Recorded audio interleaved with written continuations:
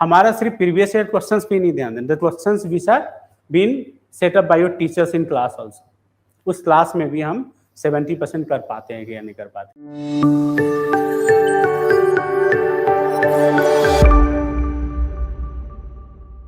My name is Jitendra and I have done my graduation and post-graduation from Delhi University and then MPhil and PhD from JNU. From Center for Historical Studies, then I worked for an academy for 1 year. Then I joined Delhi University IP College. You must be knowing about Indraprasth College for Women. There I taught for 2 years and I'm here now to teach you, all right. So basically I'm specializing in modern Indian history. In the IP College I have been teaching modern Indian history, ancient history, world history also, and some papers related to art and culture. So before this I was in an academy 2 years back, but now between this time I was in Delhi University.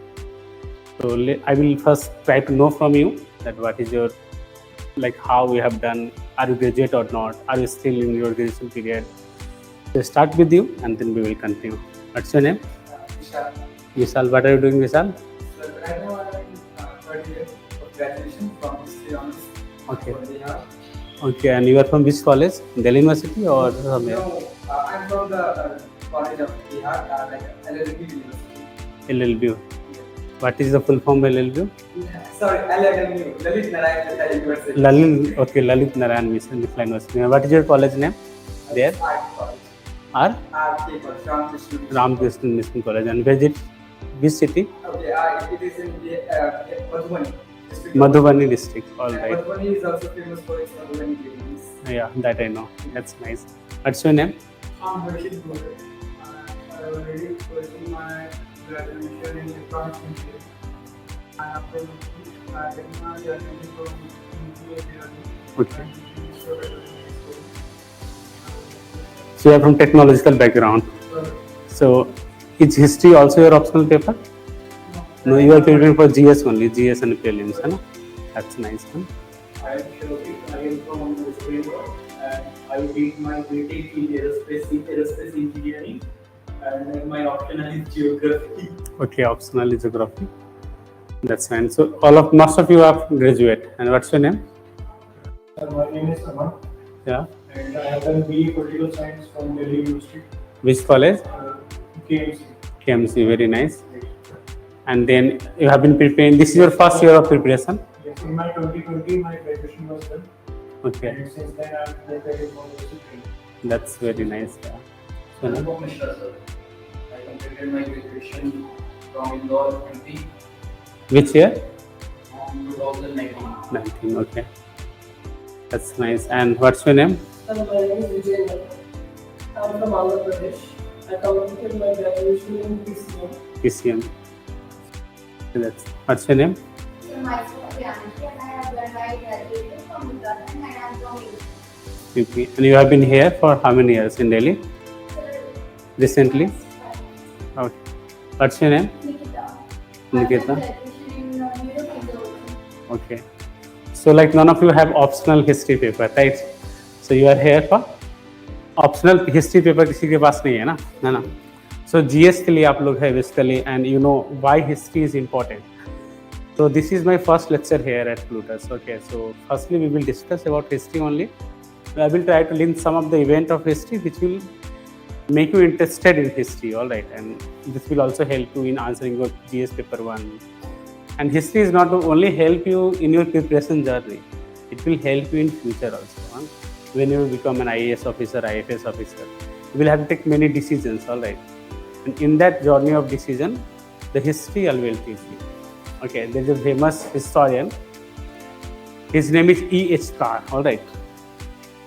Let us start with him. Yeah.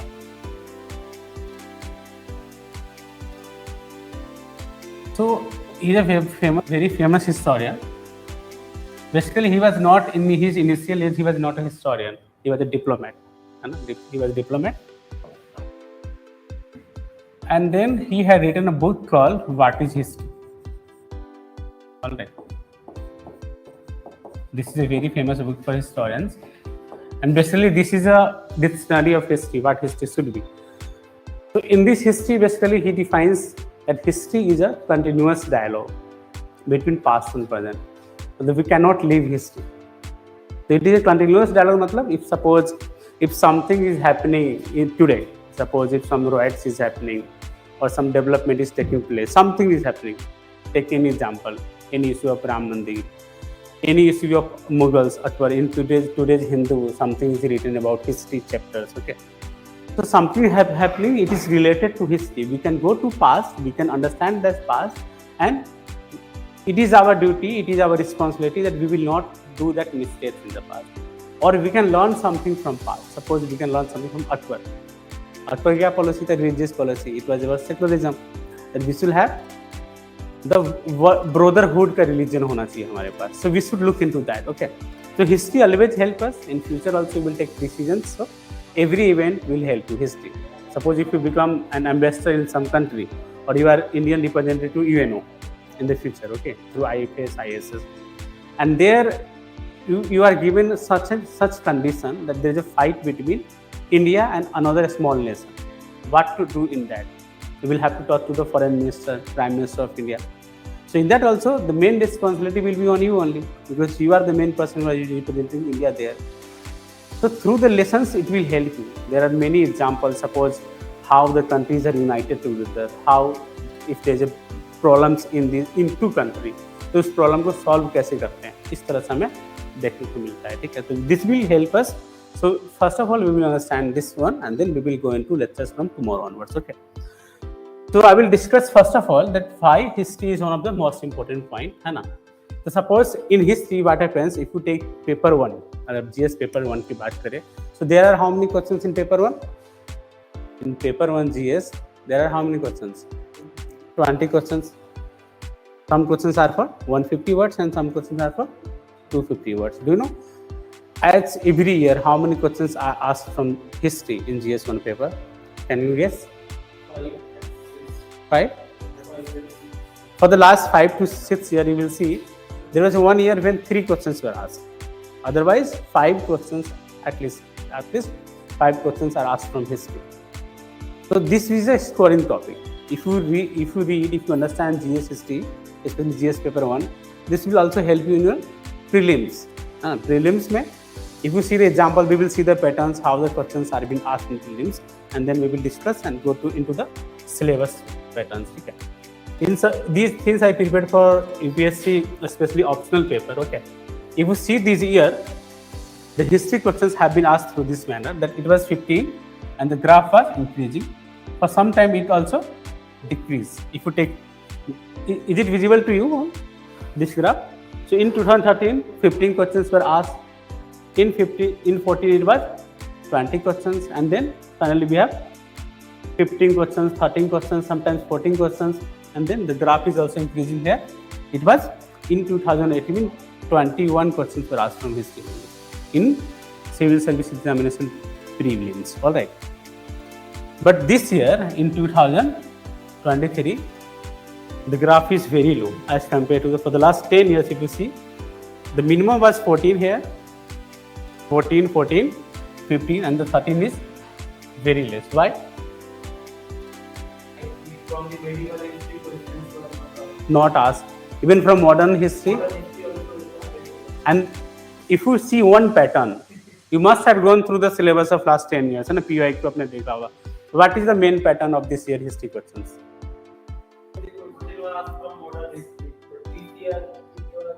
What about ancient? Many questions were also asked from ancient days as compared to previous year.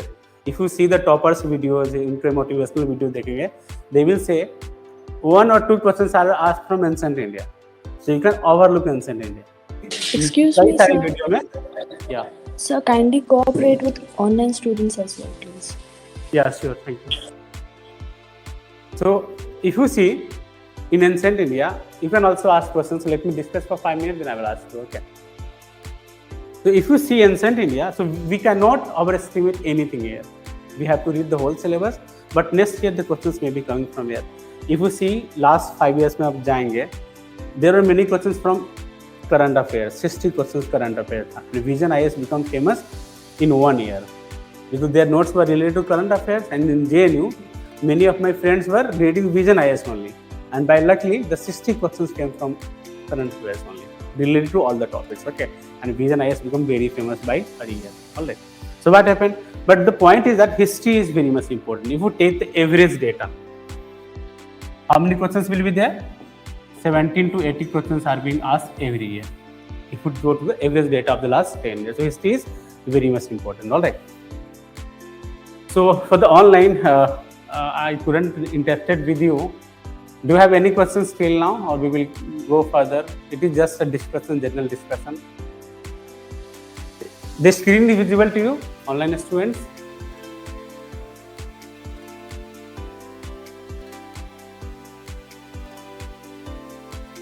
Yeah.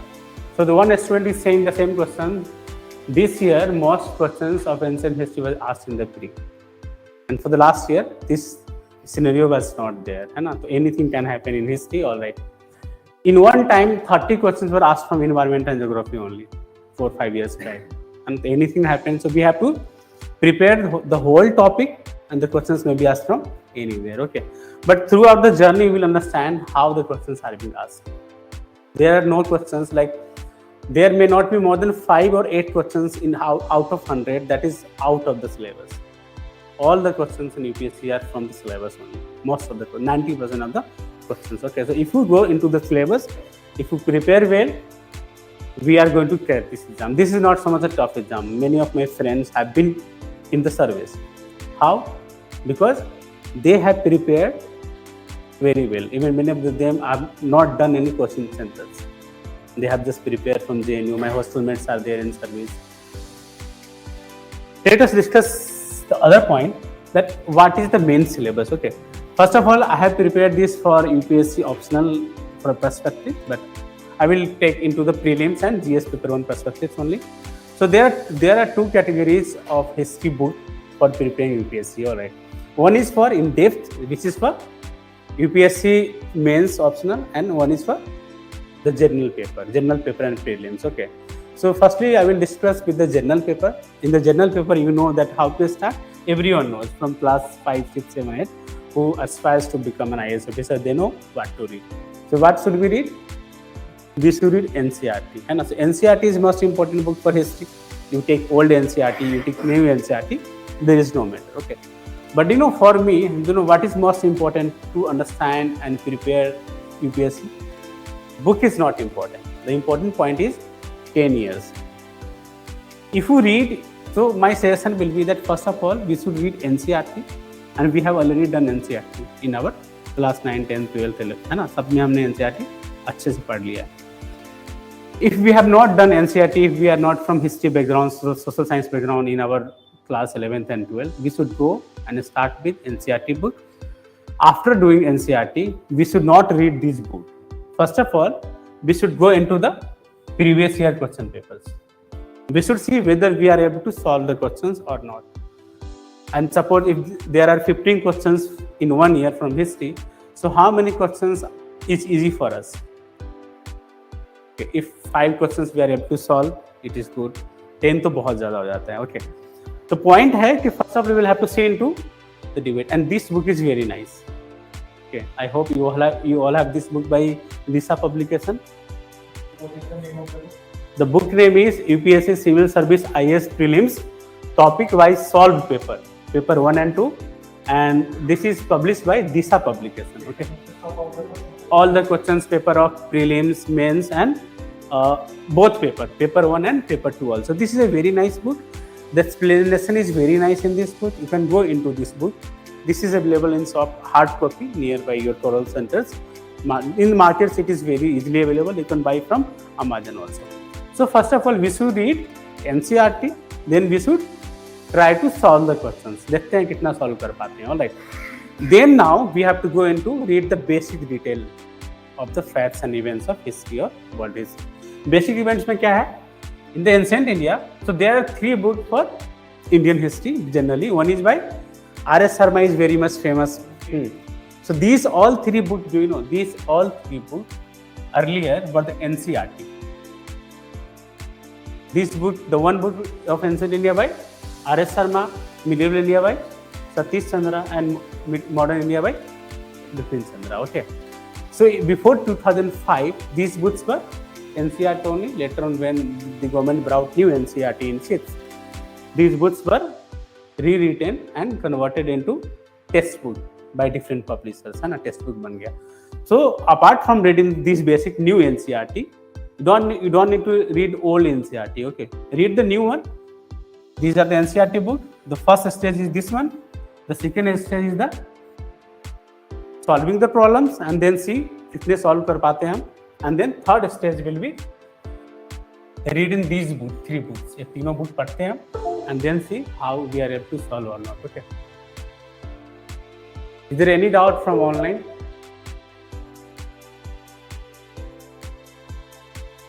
So this is the third stage, and then what will happen? The fourth stage should be we should resolve the questions.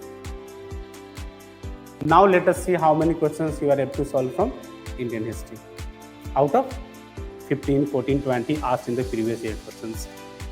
And this will also be done every week in our test series also. Suppose we have a quiz, we have a class doubts and all. So we will be solving that questions also. We will be testing your evaluation, whether you are developing yourself or not. You know? So through a period of time, we will do ourselves also in our class. And this is your own method also. So we should read this, solve this, then read this, and then finally, अब हम देखते हैं कि whether we are able to solve at least 70% of the total questions or not. If you are able to solve 70%, it means you are going to make 70% तो बहुत ज़्यादा है. We are taking the highest cut off, है ना. So मतलब आप तो 50%, 60% भी है तो you are going to qualify. But 70% target यहाँ होना चाहिए. But here, since it was a previous year asked question, sometime in UPSC, they will ask questions which are not there in these books. इन सब में नहीं भी होता है कई बार, है ना. So फिर हमें कहाँ से मिलेगा उस चीज़ों. Then we will have to go into the fifth stage. Fourth तो हमने complete कर लिया. And if we are not able to solve 70% of the total previous year questions, हमारा सिर्फ previous year questions पे नहीं ध्यान दें. The questions which are been set up by your teachers in class also. उस class में भी हम 70% कर पाते हैं या नहीं कर पाते हैं.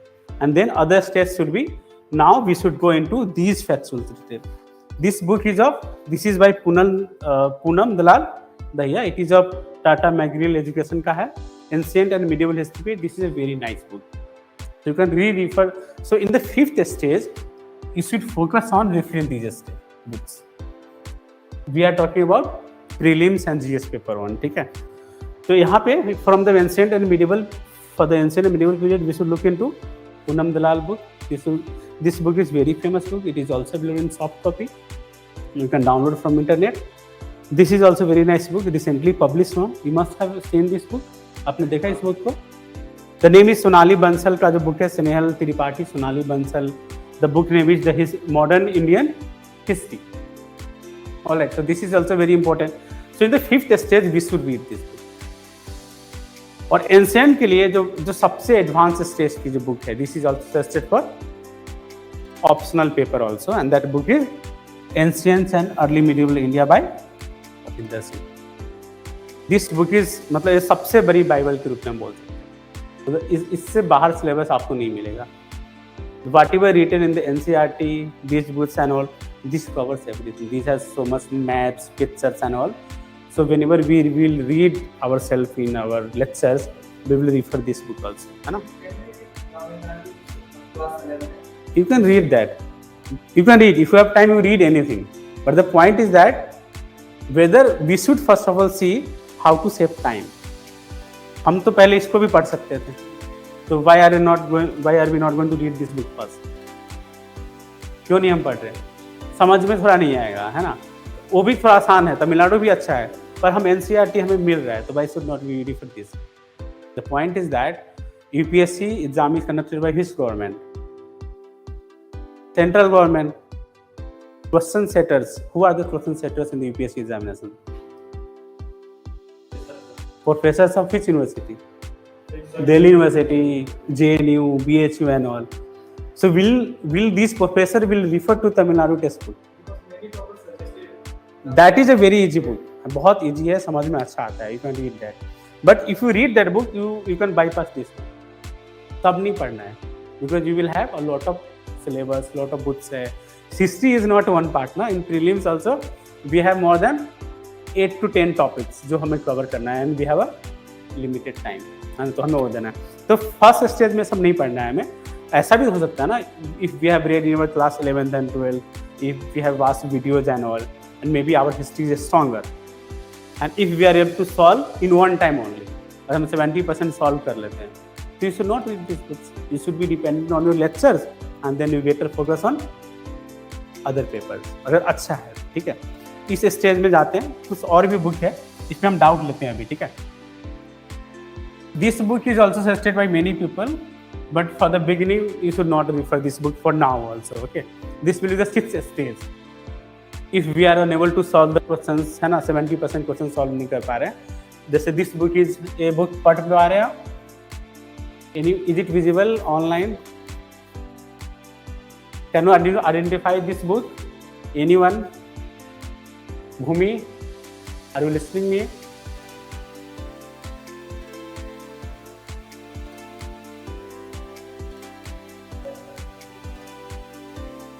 Okay, not clearly visual. This book is The Wonder That Was India. आप सबने इस बुक का नाम सुना है?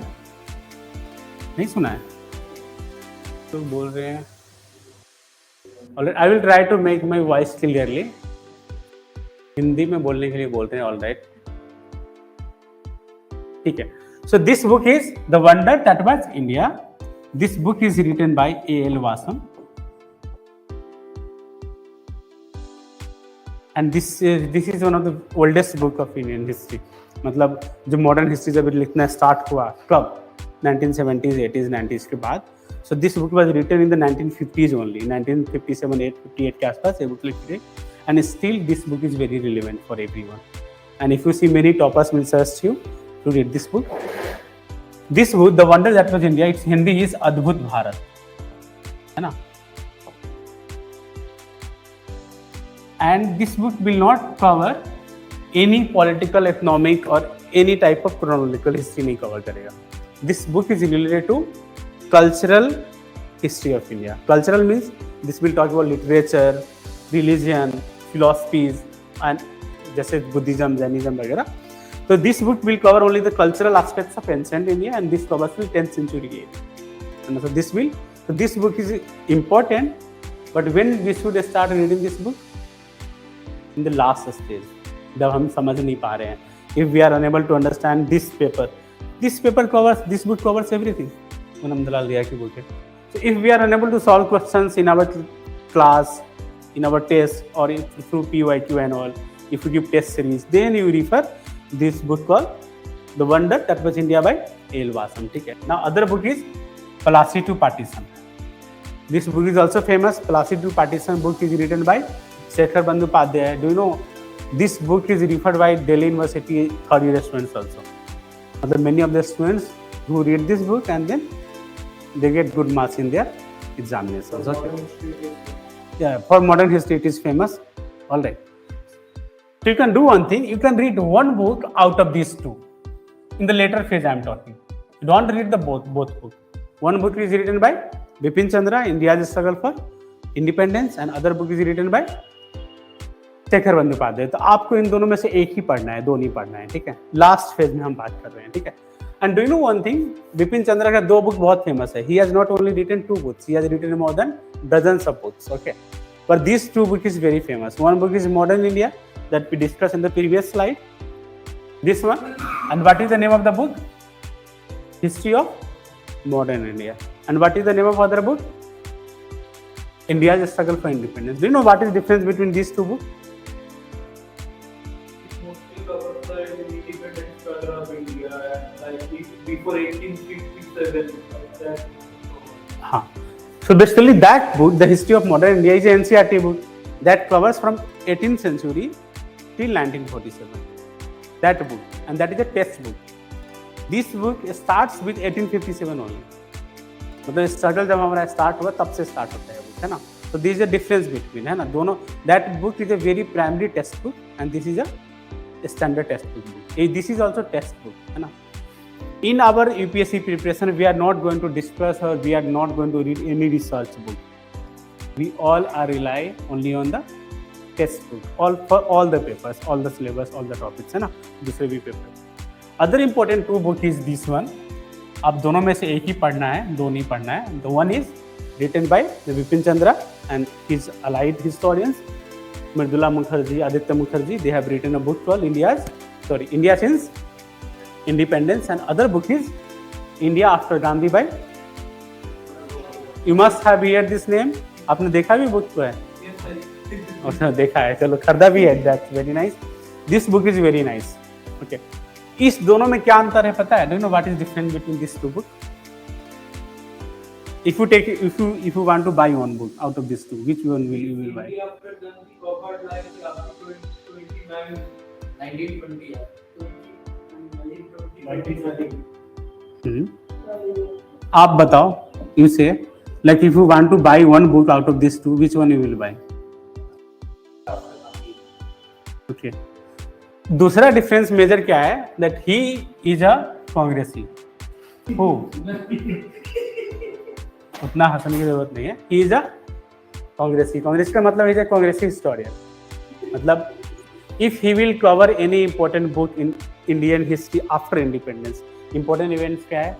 सबसे इंपॉर्टेंट इवेंट क्या है इंडिया में आज़ादी के बाद हिस्ट्री के दृष्टिकोण से? इमरजेंसी. 1962 ऑल्सो वार, है ना. वार is most important event. So he is very much plain in writing in emergency period. If you read his book, so read his book and then read the same topic. Read emergency topic from Bipin Chandra and read emergency topic from Ramchandra Guha. You will find with a lot of differences in the writing because he had been biased towards the Congress in 1975, 76, 77. ठीक है, ये different है. इसलिए ज़्यादातर लोग suggest करते हैं that we should read unbiased book that is written by Ramachandra Guha. ये तो अब अपर लेवल का. ठीक है. और दूसरा जो आपको है इंडियन हिस्ट्री में सबसे इंपॉर्टेंट बुक है, क्या है? नितिन सिंघानिया, जो सब जानते हैं ना, IPS ऑफिसर है ना, है तो यू ऑल नो, सबके पास ये बुक होता है. तो this is also important book. This will help us in GS paper 1 also because out of 5 questions 2 questions are asked from agriculture. We are talking about GS paper 1 की बात कर रहे हैं ना. एग्रीकल्चर में the questions may be from literature, the questions may be from architecture, paintings, है ना. तो 2 क्वेश्चन 5 में से GS पेपर 1 में तो यहाँ से होता है. तो this book is also important. ठीक है. तो we have to see through a stage, we will understand which is important, which is not important, है ना. Spectrum you can read, but when you read Spectrum you don't need to read this things, है ना. तो Spectrum का जो content है, all the contents of Spectrum are taken from Bipin Chandra. That is a copy paste material. You can read spectrum. If you also go into this book, Nitin Singhania also, and this book also, these all are taken from Bipin Chandra, Satish Chandra and Upinder Singh. तो इस देखो 3 तरह के book होते हैं that we will I will tell you slowly so that this will help you to identify this thing in the future. ठीक है. 3 तरह के क्या होते हैं? One type of book is a text book which is written for a student, है ना. Academic purpose. Academic purpose के लिए भी नहीं, this is for a student. Academic purpose में रिसर्च बुक होते हैं. ठीक है. तो first category will be the text book which is written for academic student. Suppose you are reading BA honours history in Delhi University, so there may be more than hundreds of books. तो एक जैसे एक syllabus है, let us say you are in bachelor of arts और you are in bachelor of arts political science से, है ना. तो इन political science how many paper you will be reading in your BA in entire 3 years? There may be more than 12 to 13 papers you will be reading in your entire graduation में. 13-14 paper होते हैं ना, main paper. In these 13 to 14 main papers, you will be having 2 or 1 text book for each paper. That is a text book. Research paper जैसे एक paper है nationalism in India, so there will be 1 text book जैसे India struggle for independence by Bipin Chandra will be 1 text book. But there will be different aspects of nationalism. Nationalism में क्या different aspects है? Gandhi is one. इन बिपिन चंद्रा, गांधी के बारे में कितना लिखा होगा? 10 पेज 15 पेज पर्सनल गांधी के बारे में. But you need to read 100 pages on Gandhi. You need to do more research on Gandhi. So this book will not help you. तो उस समय कौन से बुक हमें जरूरत पड़ती है? We need a research book. The book which has done or written by any historian purpose, है ना। जैसे गांधी पे किताब है, कोई नाम याद है आप लोगों को? एनी ना? हाँ, दैट गांधीज ओन ऑटोबायोग्राफी और दूसरी book Judith Brown is a historian, he has written Gandhi's rise to power. Ravinder Kumar, हाँ, रविंदर कुमार ने बुक लिखा है रॉलेट सत्याग्रह पे। That book is specially written for the year 1991 only, मतलब that the whole book is written for 1 year only. तो research book होता है वो, तो हमें वो सब नहीं पढ़ना है ना। और थर्ड बुक कौन सा होता है, जो होता नहीं है जनरली, हम बनाते हैं, दैट इज नोट्स बुक, है ना, जो हमें कोचिंग इंस्टीट्यूट के लिए मिलता है, जैसे नोट्स बोलते हैं। So Nitin Singhania writing, or if you take the example of these people, these all book, ancient and medieval history, modern Indian history, okay, and then this one Nitin Singhania. So these all writings are notes book wali writing hai na, they have not written from their own knowledge, own perspective. If you find many times in an academy when I was working, we should not speak here, but in some detail I will tell you that many people were doing the copy paste only. So we found Rajiv Ahir book. You know, when we were doing this thing, what happened? There was some person working under me there. So they were doing copy paste from Shekhar Bandyopadhyay. And some people done the same thing from IGNOU. So they have done copy paste from there to make notes. And we find that our materials were matching with Rajiv Ahir. Spectrum तो जो book से match हो रहा था। तो हमने बोला हमारे टीम ने तो वहाँ से लिया ही नहीं material, so how our materials are matched with this book? Then we realized that they have taken from the people. तो 5-6 जगह मटेरियल्स है। तो इस जो चीज़ें होता है एकेडमिया में, एक चीज़ होता है plagiarism. If you do copy paste and it will be found online, आपने कॉपी पेस्ट किया है, इट मीन्स आपकी बुक बैन हो सकती है, may be have to face trial, है ना, बहुत सारी चीज़ें होता है। तो फिर जो नोटबुक होता है, द थर्ड जो हम बात किए थे, इसमें प्लेगरिज्म उतना चलता नहीं है। पहले ऑफलाइन चीज़ें था तो प्लेगरिज्म पता नहीं चलता था। Now there online coaching institutes and all, then we come to understand there is a plagiarism, ठीक है। तो उसमें बहुत प्रॉब्लम्स आती है, जैसे बायजू है, अनअकैडमी है, बहुत सारी चीज़ें हैं। बट हमें अब टीचर्स नोट्स देंगे कहाँ से, है ना। Samar wants to ask something?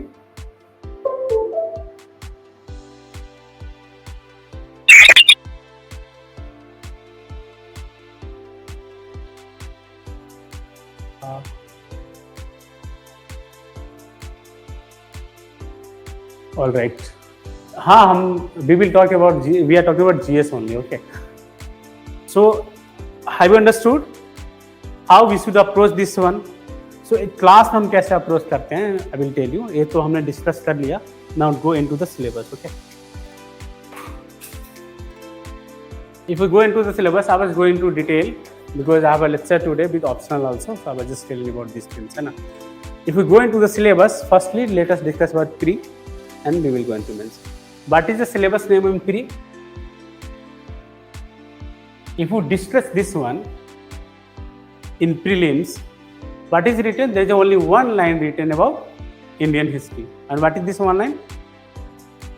History of India and Indian national movement. This is one line of syllabus in UPSC examinations, है ना.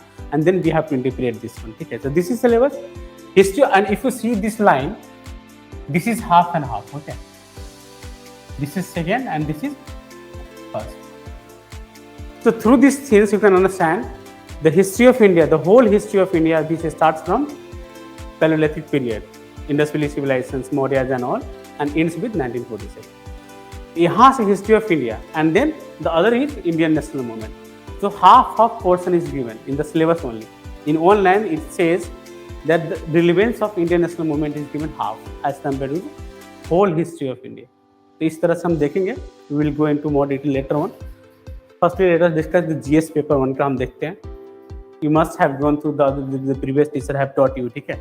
GS 3-1 में इस तरह से आपने डिफाइन किया होगा, ठीक है. Classical in our art and culture we have to attempt to classical dance, temple architecture, themes of ancient Indian history, literature, music and musical instruments. These are the syllabus of art and culture. So this is one aspect. Generally 1 or 2 questions are at least asked from these one component. एक component से 2 questions कम से कम exam में मिल जाते हैं हमें. Other is modern Indian history. That you must have read, है ना. Modern history में बहुत सारे क्वेश्चंस आते हैं. मॉडर्न हिस्ट्री में क्वेश्चंस क्या आ रहे हैं, specially it is related to events led by Gandhi, before Gandhi, INC 1857, Ambedkar and all. So these are major events of modern Indian history. एक इंपॉर्टेंट टॉपिक है. Other important topic is independent India, that what was happening in independent India. 1947 के बाद क्या हुआ, China battles, Nehru and all. So these things are important. Then we have to discuss into some ideology that is in the world history. So in the world history also, all importance are not covered in the world history. What is all importance? The important, these events start from 18th century onwards. American Revolution, French Revolution, Russian Revolutions, Industrial Revolutions, World War II, World War I, है ना, New Deal and all. So these events are important for us to understand. इस तरह से हमने syllabus देगा. Now let us go into the main topic, and today we will understand the historical events thoroughly. हम generally पढ़ते हैं. Some chapters are related by NCERT. Hmm. तो उसको भी पढ़ना पड़ेगा या फिर नहीं? Yeah, you will have to read. Some chapters क्या हुआ है, particular theme delete हुआ है, जैसे अकबर पे delete हुआ है. Today in the Hindu newspaper we will discuss there is issue in the NCERT in Kerala. उसमें अकबर पे, religious policy पे, इन सब पे डिफाइन हुआ है. So you should read it. आपको कहाँ से पढ़ना है वो some chapters? From NCERT, from these books. So you can read it. The questions may be asked in examination. आप पूछा जा सकता है, ठीक है. तो If we have studied in the class, will you give us handouts or you will dictate us the notes? no, I will not dictate the notes. है ना. I will give you handouts. And they are computerized type or? Yeah, it will be computerized. Let me discuss. It will be computerized on. I will send you notes topic wise, not daily wise. Suppose in a week if we have to cover one topic like Mauryas, no. So I will give you notes of all Mauryan Empire, art and culture, society, polity, everything. So it will be a weekly wise notes. I will send you in advance. You read that. Before starting the week, you will send us. हाँ, before starting the week, I will send you notes. You read in advance. The class will be the discussion type class. I will not dictate here. We will understand the topic. Analyze and Yeah, we will analyze it. We will try to understand it together in the class, online, offline, both. हम analyze करेंगे सारे events को. You will already have your notes with you. You read in the night before a day. We will analyze the topic. You bring questions, doubts from other book also. Apart from reading these notes, you can also read these books suggested in this paper. I will send you the soft copy of this book. All these books, soft copy are with me. I will send it with you. You read this soft copy, you read notes, okay? We will discuss it, and weekly basis पे we will have a class test, है ना? जो test होता है, and this will, yeah, on Saturday. हाँ, we can have. If we are unable to complete the syllabus, then we will postpone it. But on regular basis, we will have class test for both GS paper 1 also and prelims also, okay? So this will be main strategy. But the point is, आज मैं events आपको ये समझा रहा हूँ. See, in Indian history, I am not a kind of person who have read limited books only. I am specializing in Indian history. I have done PhD in history. I have read more than 1,000 of books in history. 1,000. Gandhi पे आपको मैं 50 book बता सकता हूँ that I have read. For my research topic only, which is written in about 250 words, 250 pages.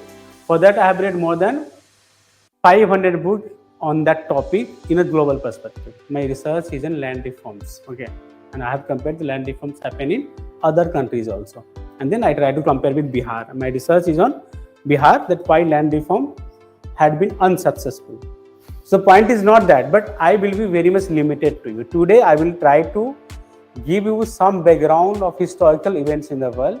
From tomorrow onwards, we will start with the topic that is ancient history. So we will take the first topic of ancient history tomorrow and then we will discuss this. आज हम सिर्फ समझते हैं historical events को बनाते हैं, ठीक है. तो लेटेस्ट ये सब हमने डिस्कस कर लिया है, ठीक है.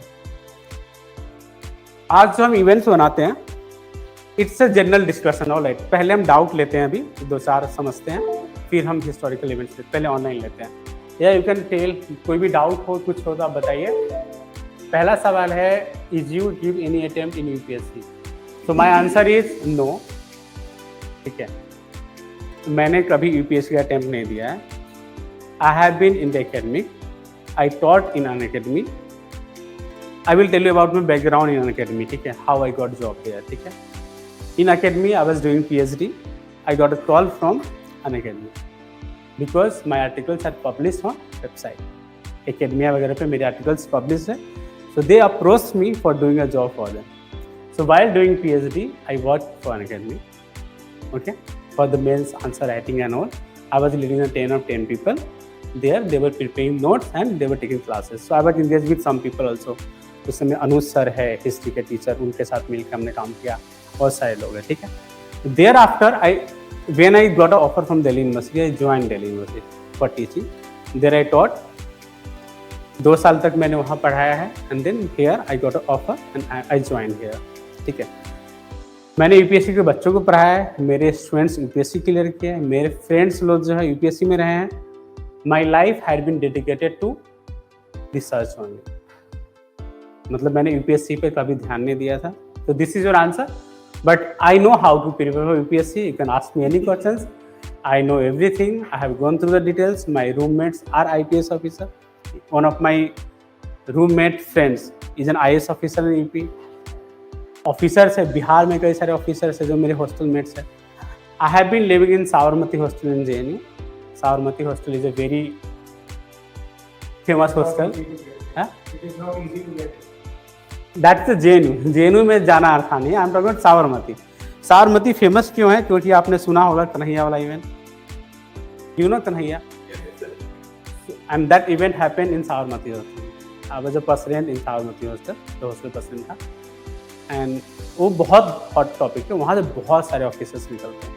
One of my colleague who was teaching in Indraprastha college for women, he is an IRS officer now, who was living in Sabarmati hostel only.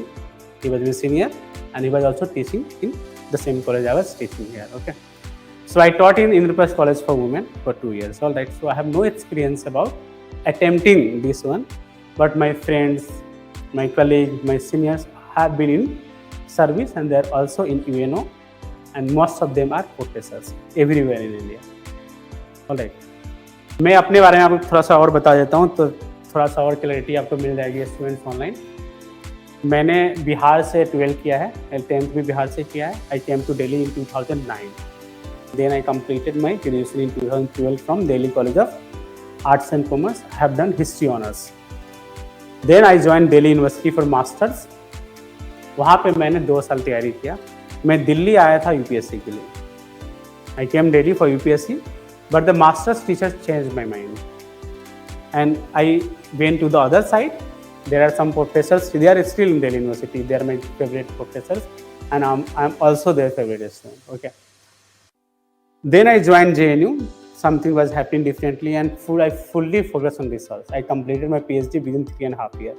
The most of the people complete PhD in 5 and 6 years. For 2.5 years, I was on field only.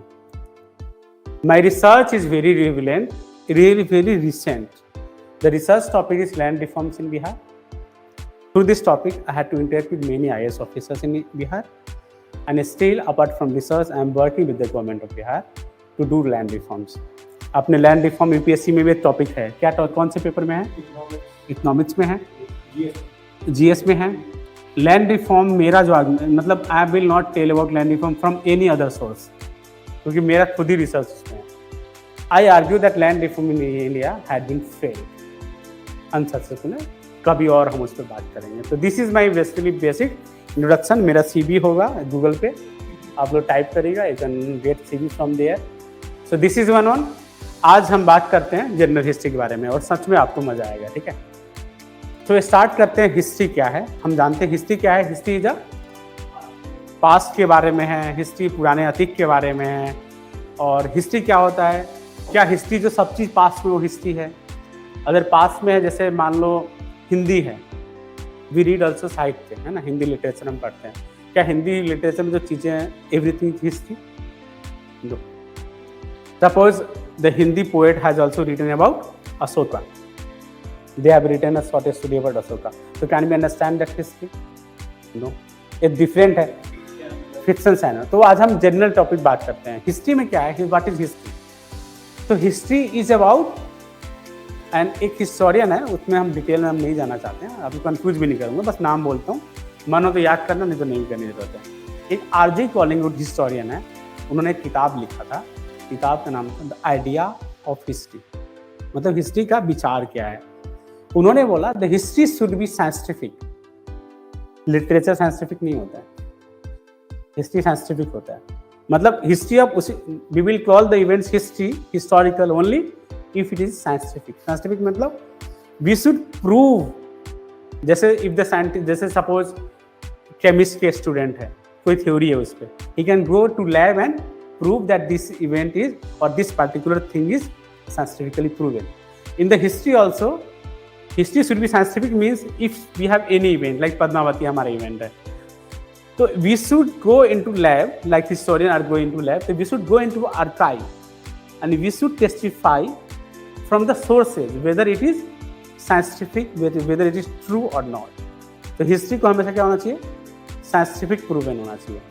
जैसे अशोक के बारे में, तो अशोक के बारे में कैसे हम जानते हैं, we have many rock edicts, there are many rock edicts, we have book like Indica written by Kautilya, we have Megasthenes का जो हमारा जो राइटिंग्स है, स्पेशली अर्थशास्त्र की बात करें, मेजस्नीज का इंडिका की बात करें, तो देयर आर मेनी रेफरेंसेज है। जो बुद्धिस्ट जो राइटिंग्स है, we have Tripitaka and all, so the mentions of Maurya empire are there also. Through this event we can testify that Ashoka was empire and he was existing in India. तो literature में अंतर समझे कि literature history से अलग है, एक तो साइंटिफिक होना चाहिए, दूसरा है the history should be humanistic. मतलब we can't write the history, जैसे वर्ड है, जैसे मान लो let's take an example of elephant, तो if we write about elephant this is not a subject of history. अच्छा, एलिफेंट के बारे में कौन से विषय में हम पढ़ते होंगे, डिस्क्रिप्शन ऑफ एवरी एलिफेंट, कहाँ पाए जाते हैं, कहाँ होते हैं, कौन से विषय में पढ़ जाते हैं, environment, geography, biology, geography. So elephant has been a subject of environment, biology and geography. If the human is involve into elephant, मतलब इस ह्यूमन के बाद इतने एलिफेंट थे, let's say Gupta, Chandragupta had 2500 elephant, then we go into history. तो if we take about nature, जैसे हम पहाड़ की बात करें, let us talk about mountain, तो mountain is a subject of geography, environment, but if we talk about the following person has constructed this mountain, या suppose following person had invaded this mountain, इस mountain को उसने जीत लिया, लड़ा, तो that mountain will become the part of history only if the human is involve. तो हमेशा जैसे आर्ट एंड कल्चर है, टेम्पल है, टेम्पल में ह्यूमन नहीं है, कैसे है, it is build by human, it is build for human, है ना, that is why temple is subject of history. तो दो इंपॉर्टेंट पॉइंट्स है हिस्ट्री और इसमें, ठीक है, ऐसे इस तरह से हम हिस्ट्री लेते हैं, ठीक है। तो हिस्ट्री का जनरल कॉन्सेप्ट है, what ever history will B, it should be scientific proven, should be humanistic होना चाहिए, है ना, और इसका एक कॉजेशन होना चाहिए, मतलब किसी कारण से लिखा गया हो unnecessarily, it should be have written for some cause, some reason, इस हम हिस्ट्री बोलते हैं। ये तो हम समझे, हिस्ट्री ही नहीं होगा। कोई एग्जाम्पल ले लीजिए, फिर वो दूसरे सब्जेक्ट हो गया ना, जैसे आयरन ले लीजिए, iron technology develop in India which century, बताओ कौन सेंचुरी में आयरन आया था।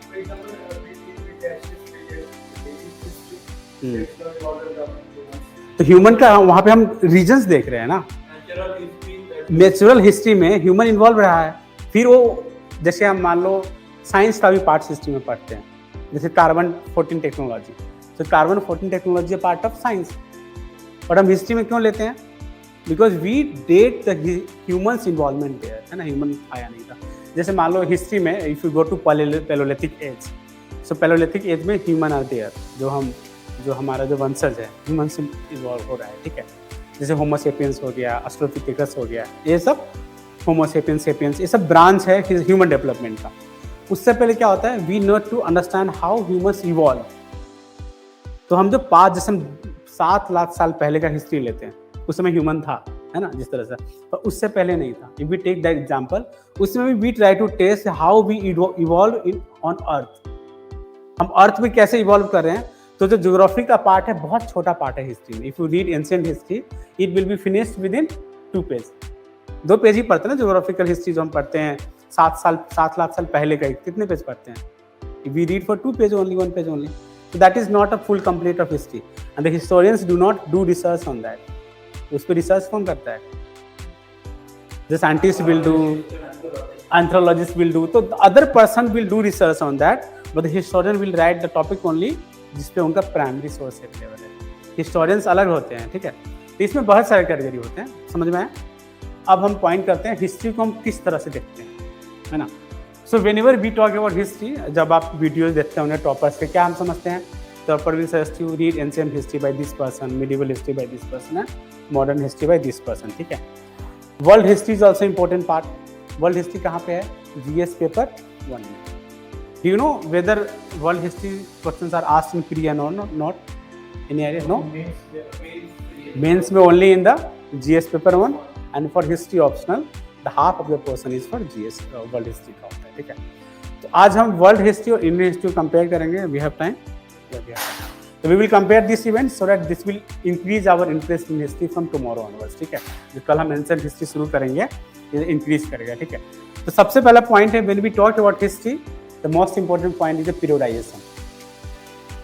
Periodization means ancient history, medieval history and modern, change of time हो गया। तो ancient history हम किसे बोलेंगे, मतलब to which call we should call, like to which period we should call it ancient history, medieval history, modern history. So we will take example of India and world also. World is also important for us here. तो सबसे पहला point है, the period is here, the topic is about period. You must have completed your modern history here, ना Anil sir have taught you. कौन-कौन सा history complete हो गया है? Only modern. So we have to read ancient, medieval and world भी पढ़ना है, art and culture पढ़ना है, world पढ़ना है, ठीक है। So when you start with this, what will happen? We will take India, another is world. So there are 3 divisions. One is ancient, the second is,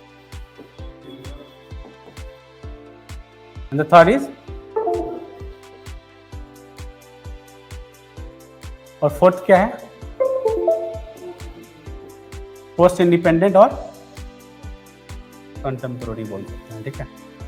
is there any question? Okay, the one person is writing 2500 BC to 647 AD is considered as maybe ancient, है ना, she has not written, ठीक है। History repeat itself, how does it really mean? एक question है इनका, the question is that history repeats itself, इसका क्या मतलब हुआ, क्या मतलब है, कौन बताएगा? हिस्ट्री रिपीट्स itself, एक क्वेश्चन है, व्हाट डज इट मीन? हमने पहला आर्गुमेंट लिया था, we have taken the first argument of historian call E.H. Carr, who had written what is history. उसमें क्या बोला था? History is a continuous dialogue between past and present. अगर अभी के टाइम पे अगर हम अशोक के बारे में पढ़ते हैं तो we also think about contemporary time. जैसे अशोक के बारे में अभी के दौर में रिसेंटली इन दिस ईयर और इन 1 ईयर क्या इवेंट हुआ था सबसे इम्पोर्टेंट, कौन बताए? हाँ,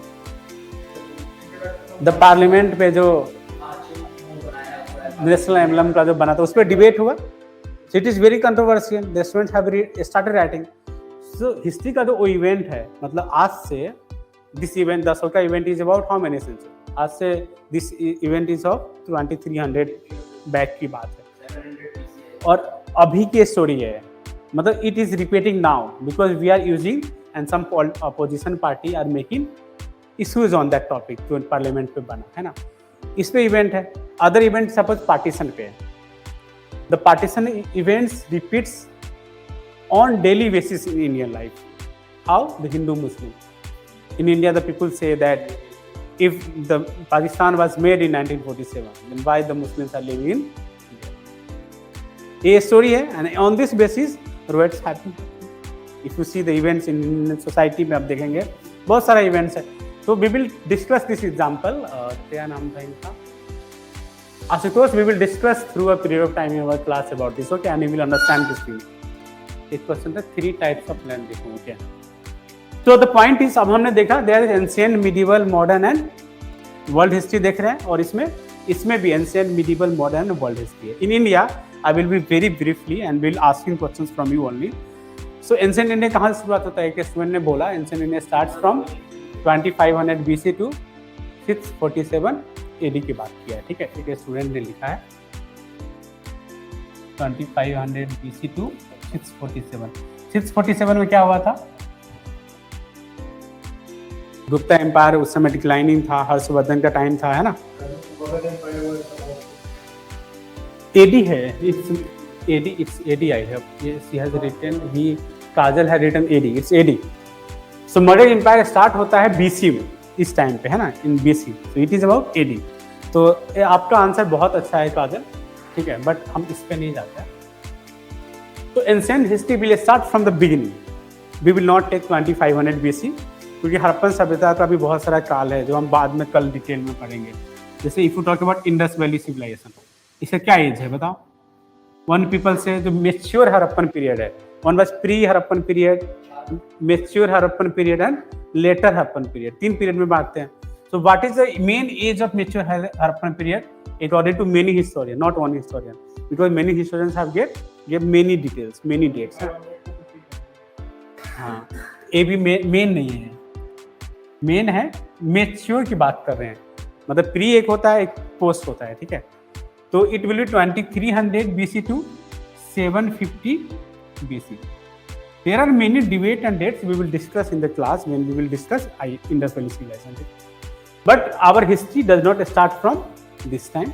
The ancient history will start from the beginning.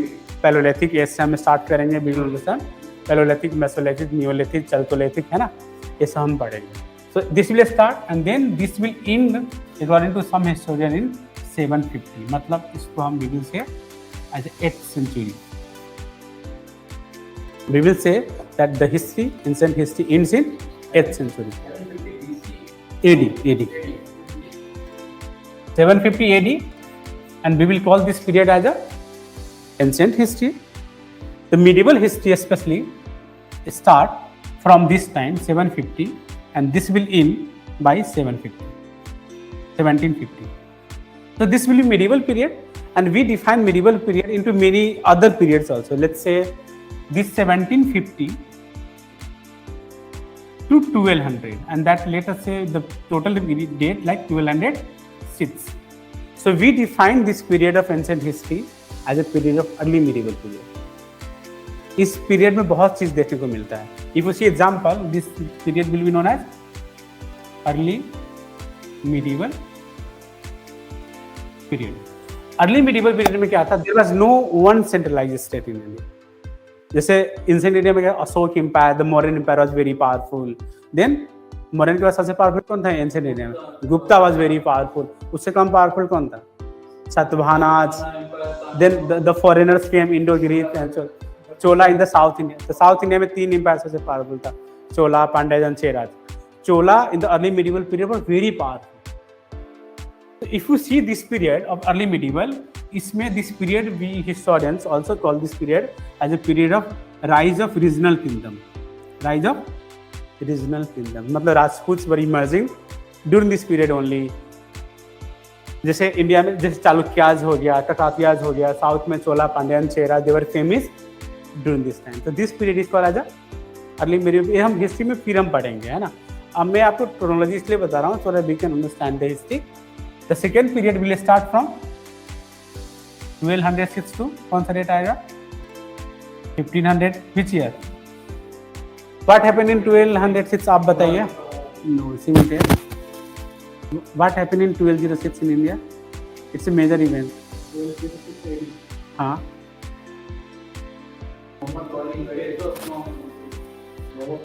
So Battle of Taran by Prithviraj Chauhan and Muhammad Ghori fought between in 1191 and 92.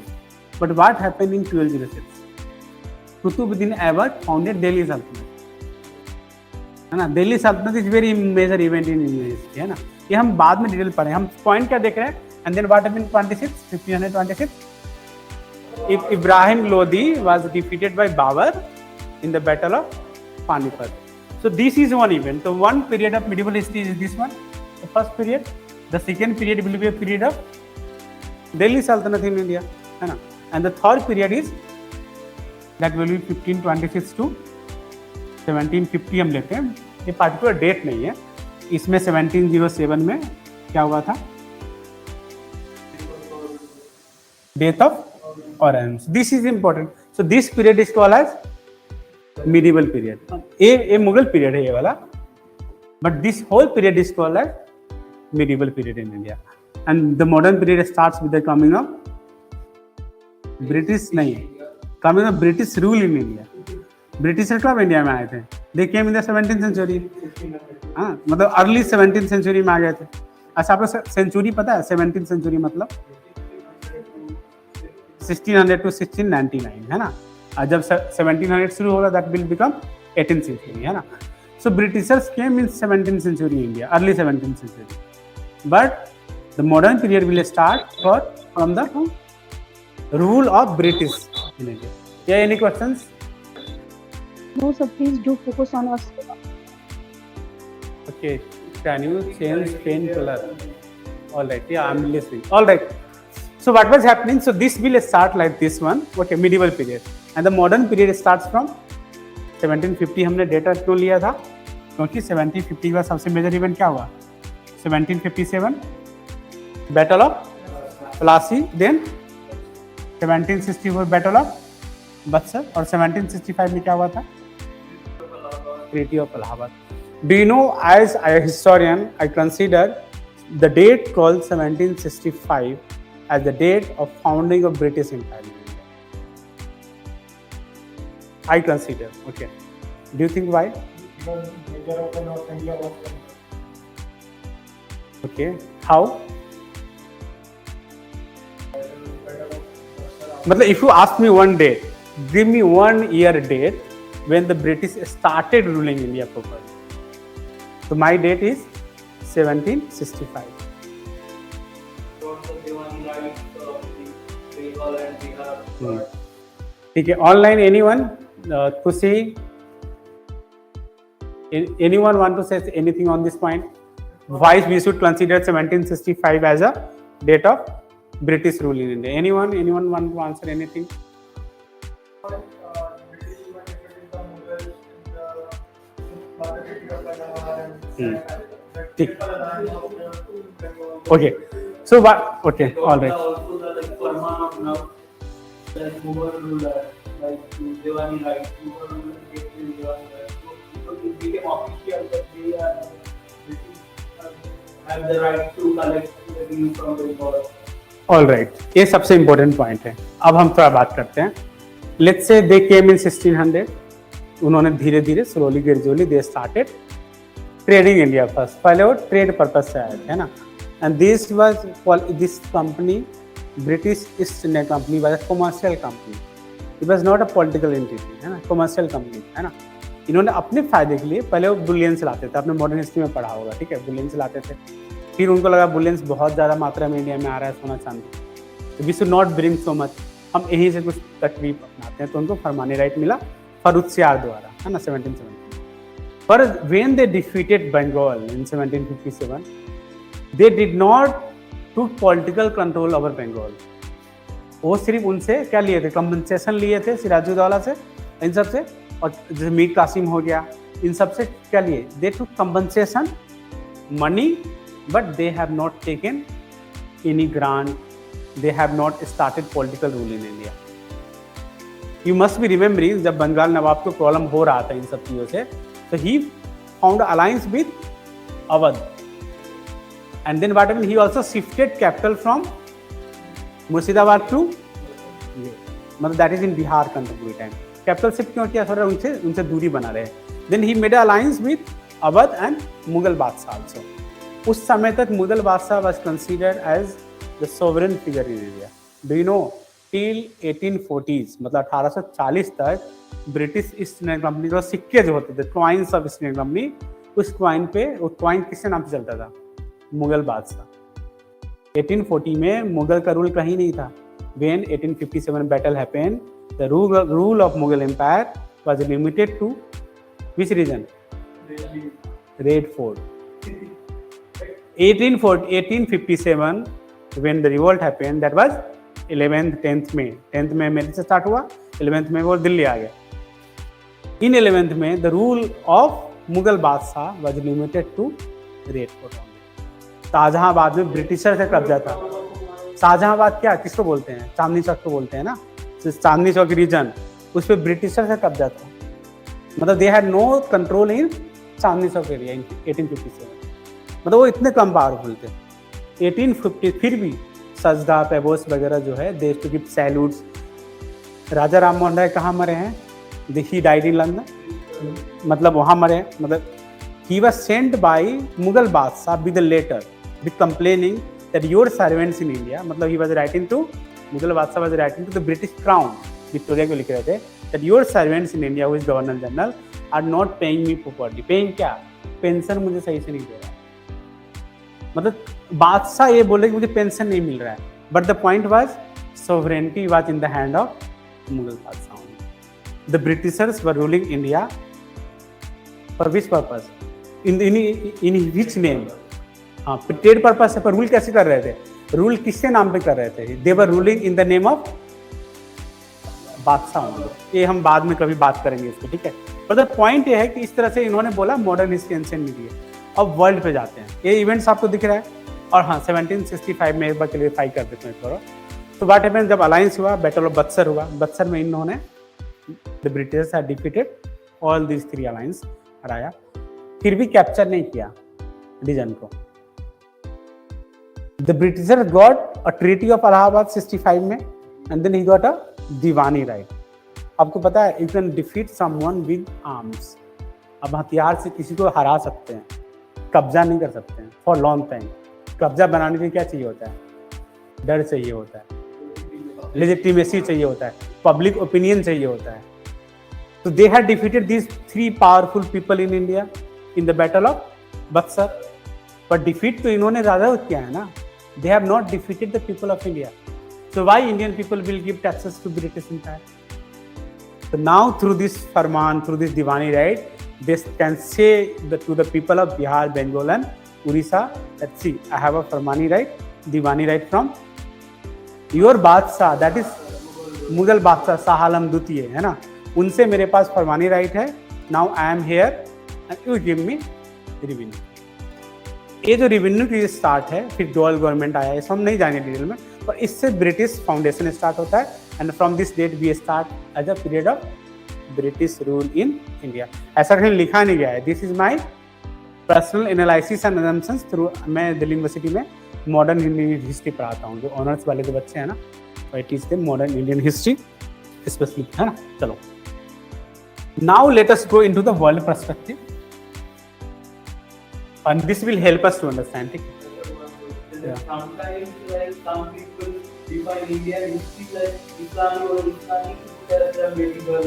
वो हम कभी और करेंगे, अभी शॉर्ट में बताता हूँ आपको। एक हिस्टोरियन है जेम्स मिल, एक मैंने वीडियो बनाया, I will share with you for the Plutus IAS only.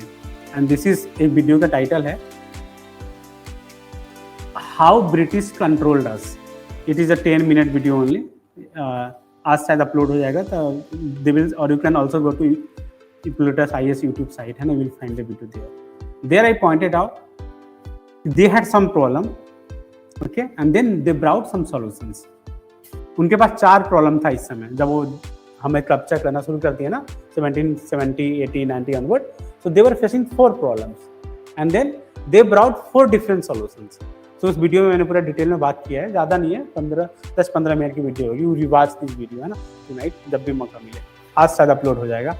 उसमें क्या था कि सबसे पहला सोल्यूशन था orientalism.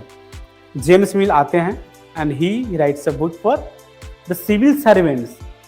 The history of India written by James Mill which was publish in 1818 was not a book for Indians.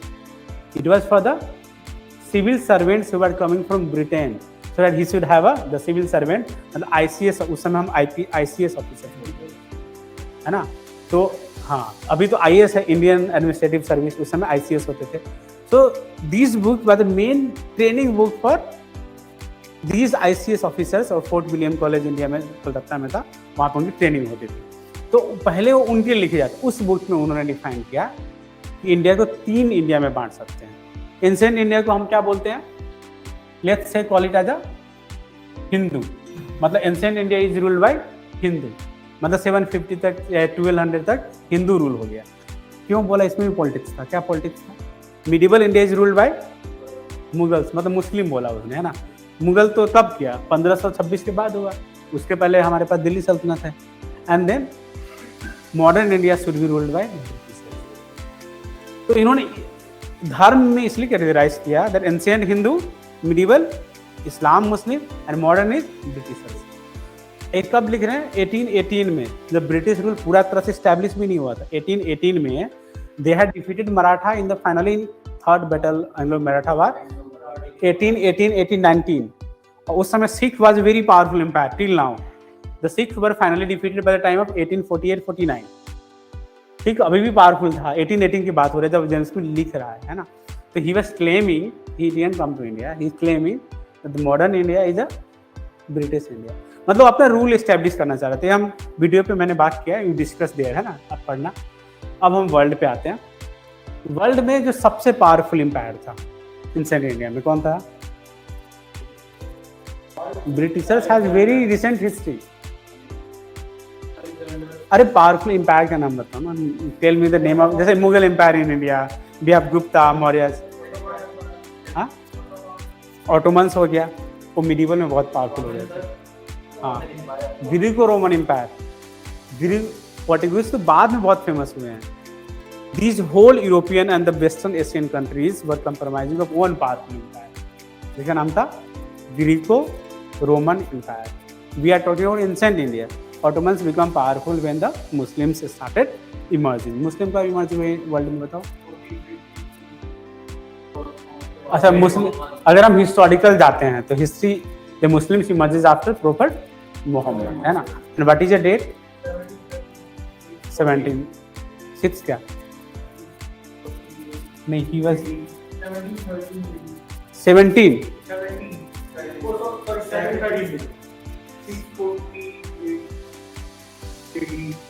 उसी समय इमर्ज होता है। एंड हम we are not going to religious sphere, ये तो वो बहुत प्रॉब्लमेटिक हो जाता है ना।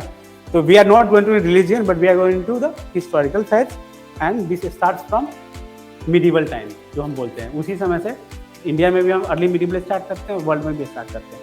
पर यहाँ पे पॉइंट है ग्रीको रोमन, अब ऑटोमन बोला ना, इसी में बोला। But the point is in ancient India we had ancient world we had a very powerful empire and which is known as, और जिसका रूल कहाँ पे था? ग्रीक रोम का मतलब ग्रीक रोम नहीं है। ग्रीक रोम में यूनान अभी का इटली ले लिया आपने। This is not um, they had empire the whole Europe की बात हो रही है। मतलब English was not powerful at that time, France was not a nation, we are talking about the ancient world. The France was not a nation, Italy Germany become nation in which year 1870-71। तो we are not talking about Italy and all, यहाँ पे Rome की बात हो रही है। तो in ancient world Greco Roman was a very powerful empire. But the point is यहाँ पे हम बात कर रहे हैं एंशिएंट, मिडिवल एंड मॉडर्न की बात कर रहे हैं। तो वर्ल्ड में कैसे स्टार्ट होता है? The people generally say that after the decline of medieval, after the decline of Greco Roman empire, medieval period starts. जैसे ये डिक्लाइन कब हुआ? ये बोलते हैं 9th सेंचुरी में। सॉरी, हाँ ठीक है। सो जब empire, Greco Roman empire, this empire declines in which century? 9th century, 8th-9th century में धीरे धीरे। जैसे मुगल एम्पायर कब डिक्लाइन हुआ? We say Aurangzeb death 1707 decline हो गया, but this was not final decline, it was gradually slowly declining. कैसे डिक्लाइन होता है? 1707 में वो डाइड हुआ, then there was unsuccessful successor, 5 सालों में 4 सक्सेसर बदले गए। देन बंगाल बिकम इंडिपेंडेंट। बंगाल कौन बनाया? मुशीक अली खान। हुआ जब क्या था मुशीक अली खान? मुगल बादशाह का ही एक ऑफिसर था, निजामुल मुल्क, जो जिन्होंने हैदराबाद बनाया। हुआ जी, he was the prime minister of Mughal Badshah, and then Sadat Khan who founded Awadh. So these all three leaders who founded independent state in 1920s, who were they? They were the Mughal officers only. तो Mughal empire 8 साल में decline 3 हुआ 1707 में। It was taken slowly और final decline कब हुआ? 1857, 1858, जब मुगल बादशाह को क्या बोला गया? यू आर अ ट्रेटर, अब देशद्रोह है। आपको 1857 में देखेंगे they have killed all leaders in India, जैसे झांसी की रानी हो गया, दत्ता तो सबको मार दिया। बट द ब्रिटिशर्स ने इनके बेटे पोते सबको मारा, but britisher had not killed the बादशाह। याद है ना, रंगून भेज दिया गया था। हाँ, लगभग मेन पर्पस क्या है पता है आपको? आपका नाम क्या है? मैं भूल गया, अमन। उन्होंने क्यों नहीं मारा पता है? They wanted to tell Indians that he is a traitor, देशद्रोह का चार्ज और मार दिया तो एक दिन में भूल जाते हैं लोग। पब्लिक को बोलना चाहते थे the person on whom you are trusting traitor, देशद्रोह है, और उनको सजा देके, मतलब वो तो ही died himself, but the point is उन पे ट्रायल चला, उस पर 4 बुक लिखी गई है ट्रायल पे, है ना। पर हम उस पर नहीं जा रहे हैं, हम कहाँ पे थे, we are on this topic, Greco Roman empire slowly decline हुआ, but the main time period is 9th century. This concept of ancient medieval modern was not in this time. When Greco-Roman Empire was declining in the 9th century AD, concept of ancient medieval modern was not there. तो हम कभी world history पढ़ेंगे तो हम detail में बात करेंगे। एक कॉन्सेप्ट आता है 14th सेंचुरी में, 14th से 15th सेंचुरी में। Okay, in the 14th and the 15th century, what was happening? There's a major world event was happening in Europe. क्या हो रहा था बताओ? रेनेसा। रेनेसा का क्या मतलब होता है? रीबर्थ। इनलाइटमेंट तो बाजा अनदर थ्योरी है ना, इनलाइटमेंट हमें आफ्टर रेनेसा, ठीक है।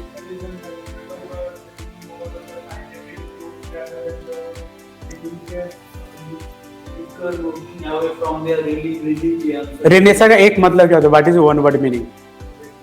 रीबर्थ। तो ताजल इज सेइंग रीबर्थ, है ना।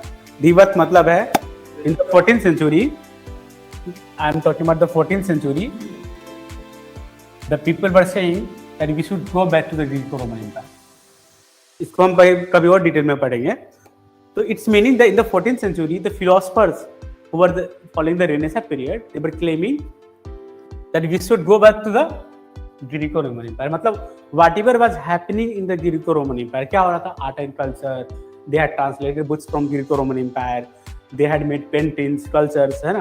जैसे मोनालिसा का पेंटिंग आपने देखा होगा, that painted from ancient Greco time in this period, 15th century, है ना। So the point है, क्या चाह रहे थे हम लोग? टॉपिक पे है। So these people started claim that the period between these, what is the period? 10th century, 11th century, 12th century, 13th century and 14th century. So period after the decline of Greco-Roman Empire and period before the Renaissance, समझ में आ रहा है? So मतलब 900 से 1400 के बीच में जो period था, this period was a period of barbarians, uncivilised, growth नहीं हो रही थी, एंड डार्क एज बोला इन लोगों ने इसको, है ना। तो they call 9th to 14th century period as a dark age period and they call this period as a medieval. इन्होंने अपने आप को बोला that we are modern and Greco Roman empire was ancient. So the period between the Greco-Roman Empire decline and before Renaissance may be considered as a period of medieval period. Modern तो ये बोला कि हम modern है, मतलब in the 14th century, 15th century, the Renaissance philosophers had claimed that we are modern. तो medieval कौन होगा? Ancient, और इनके बीच medieval। इस पीरियड में क्या हो रहा था पता है? इस पीरियड में यूरोप में कोई पावरफुल एम्पायर नहीं था, उस समय हो रहा था फ्यूडलिज्म। जब हम वर्ल्ड हिस्ट्री पढ़ेंगे तो डिटेल में इसको पढ़ेंगे। फ्यूडलिज्म कैसे आया पता है? फ्यूडलिज्म जब आया, जब देश कमजोर पड़ गया, this powerful Greco Roman empire but disintegrated, they become very less powerful, the feudal lords become powerful. जैसे एक एग्जांपल देता हूँ आपको, एक एरिया है ना, एक राजा है, मुगल बादशाह, ठीक है। मुगल बादशाह क्या करते थे? जागीर देते थे, जागीर सिस्टम था, मनसबदारी सिस्टम जानते हैं ना, मनसबदारी सिस्टम। तो एक ऑफिसर को आर्मी मेंटेन करना होता था, और जब जरूरत पड़ती थी तो then this officer, this mansabdar should produce this army in the battle. Suppose एक फाइट हो रहा है दो राज्य के बीच में, राजस्थान और बिहार के बीच में फाइट हो रहा है ना। What will happen? There are some jagirdars and the king of Bihar will ask Madhya Pradesh को, you send your military personal maintain by you, जागीर द्वारा। Now suppose he will not support Bihar, what will happen? Rajasthan, but the powerful कौन है? बिहार है। जीते है कौन? राजस्थान। अब क्या होगा? राजस्थान कैसे जीता? It won the battle due to the help of these जागीरदार्स. Now who will be powerful? Rajasthan का रूलर पावरफुल होगा या जागीरदार होगा? Because they had helped them. इस समय क्या हुआ? These feudal lords were maintaining army and they supported the king for their own purpose. And now these people become powerful. तो Europe इस समय तकरीबन 500 फ्यूडल लॉर्ड्स में बटे हुए थे। अब यूरोप में जितने भी देश है, there were more than 500 feudal lords in Europe between this period. इसी पीरियड को हम सामंतवाद बोलते हैं यूरोप में। यूएसए तो कुछ नहीं था उस समय। हम बात करेंगे यूएस पे। यूएसए जब ब्रिटिश लोग सेटलमेंट होना शुरू किए ना यूरोप में, तो 15th-14th सेंचुरी में जब 1492 का जो कोलंबस का है, उसके बाद यूएसए का बाहरी तरफ आया। वहाँ पे लोग थे यूएसए में 3 तरह के लोग अभी रहते हैं। वन इज इंडिजिनस पीपल, जिसे आप रेड इंडियंस बोलते हैं, है ना। दूसरे लोग हैं the white people who went from Europe, basically Britain. And the third category of the people in USA in contemporary time is Africans, जिसे हम स्लेव बोलते हैं। Indenture labours, black people, slave, ठीक है। उस समय यूरोप, आपको पता है, हम कभी और बात करेंगे, इंडिया सबसे पावरफुल था मिडिवल टाइम में। मतलब in the medieval time we are talking about 17th century, पूरे वर्ल्ड में 3 ही एम्पायर पावरफुल थे। मुगल, आप बताओ दूसरा नाम, Ottomans, and third Safavid. Even the British Empire in the 16th-17th century was not powerful. No France. Only in the world level there were 3 important empires जो सबसे powerful थे, और मुगल का उसमें शेयर कितना था पूरे वर्ल्ड जीडीपी का? 25%। मतलब ब्रिटेन वाज नोवेयर, चाइना तो कुछ था ही नहीं, Britain was nowhere, USA was nowhere. Indian history is very much rich. Okay, इस समय क्या बोल रहे? The people is saying that this period में be considered as a modern period, 14th century के बाद वाला पीरियड। अब तो फ्यूडलिज्म कैसे बना, आपको मैंने बताया, बिहार राजस्थान का स्टोरी। फ्यूडल लॉर्ड पावर हो गया, अब कोई पावरफुल स्टेट ही नहीं है, तो सबने बांट लिया अपने अपने में। 500 से ज़्यादा फ्यूडल स्टेट्स थे उस समय, बहुत तंग। फ्यूडल स्टेट में कोई टेक्नोलॉजी नहीं थी, कोई डेवलपमेंट नहीं था। इकोनॉमी उनकी विलेज बेस्ड इकोनॉमी थी, मतलब whatever you will need you produce. Trade की कोई गुंजाइश ही नहीं थी, तो ट्रेड वाज नॉट हैपनिंग। फिर क्या ले सकते हैं, और उस पर टॉपिक क्वेश्चंस वगैरह नहीं आते हैं। चंगेज खान का जो एम्पायर है ना, चाइना से शुरू होता है, ठीक है। जो मंगोल्स जो रूल शुरू किया, स्पेशली 12th सेंचुरी में इंडिया पे भी आया, ठीक है। तो वर्ल्ड हिस्ट्री में चंगेज खान को हम इंडियन हिस्ट्री में ही पढ़ लेते हैं। When we read about Delhi Sultanat, जब हम इल्तुतमिश की बात करते हैं, तो we read about Genghis Khan, तो we don't need to go to world history. अगर आप सिलेबस में देखिए, सिलेबस में वर्ल्ड हिस्ट्री में क्या है, इसमें सिलेबस में हम स्टार्ट करते हैं 18th सेंचुरी से। तो वर्ल्ड हिस्ट्री में the questions will not be from feudalism, question will not be from Renaissance, okay, but इनकी अंडरस्टैंडिंग हमें चाहिए। जैसे रेनेसा में बहुत सारे फिलोसफर्स हैं जिस पे पॉलिटिकल थॉट पे क्वेश्चंस आते हैं, तो इनलाइटमेंट से क्वेश्चंस आएंगे। तो we can not understand French revolution until we will not understand feudalism, renaissance, enlightenment and scientific revolution. जैसे if you want to understand industrial revolution that happened in 18th century world, we can't understand this revolution without understanding industrial revolution। मतलब industrial revolution को समझने के लिए हमें scientific revolution समझना पड़ेगा, पर हमारे सिलेबस में नहीं है वो, but this will help us to understand. And Renaissance से तो बहुत क्वेश्चंस आते हैं कभी कभी, है ना, मतलब जीएस में भी हो गया, एंड समटाइम्स फैक्चुअल जो क्वेश्चंस फिलोसफर्स जब हम पढ़ेंगे ना, इट विल हेल्प अस। तो आप समझ रहे हैं क्रोनोलॉजी। जब फ्यूडलिज्म, अब हमने देखा फ्यूडलिज्म बना कैसे, है ना, बाद में डिटेल में पढ़ेंगे। अब पॉइंट डिक्लाइन कैसे हुआ, जैसे ट्रेड बढ़ना शुरू हुआ। मैं शॉर्ट में, जैसे सबसे पहले द ट्रेड स्टार्टेड, ट्रेडर से स्टार्टेड। तो ट्रेडर कहाँ रहते हैं?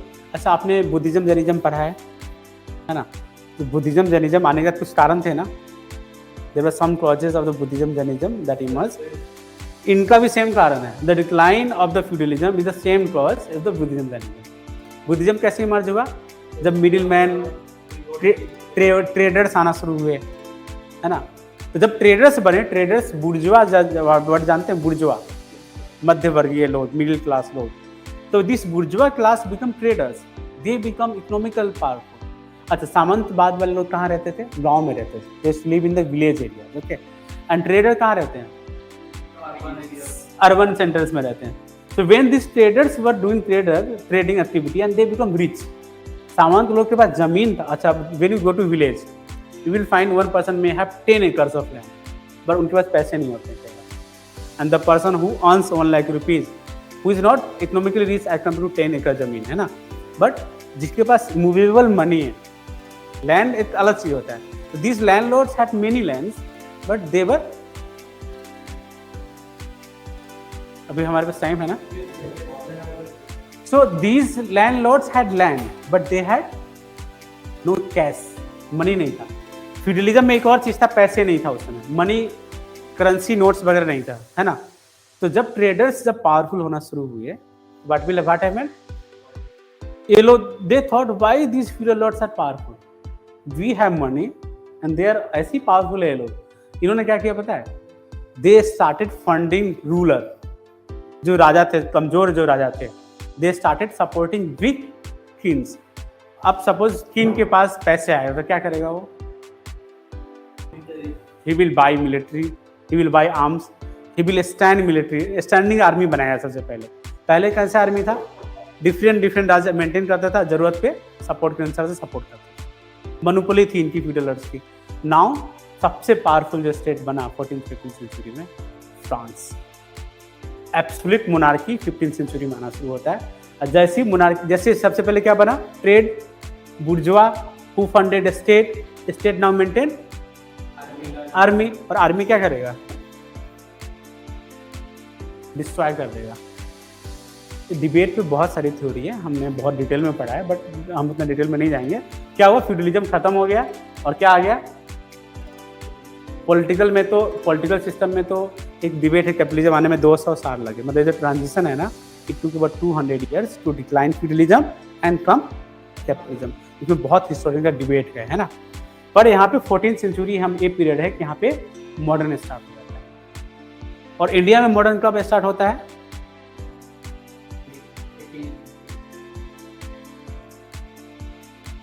इन India modern period starts in the 18th century. और यूरोप में कब होता है? क्या सही है? पीरियड तो सेम होना चाहिए ना पूरे वर्ल्ड में।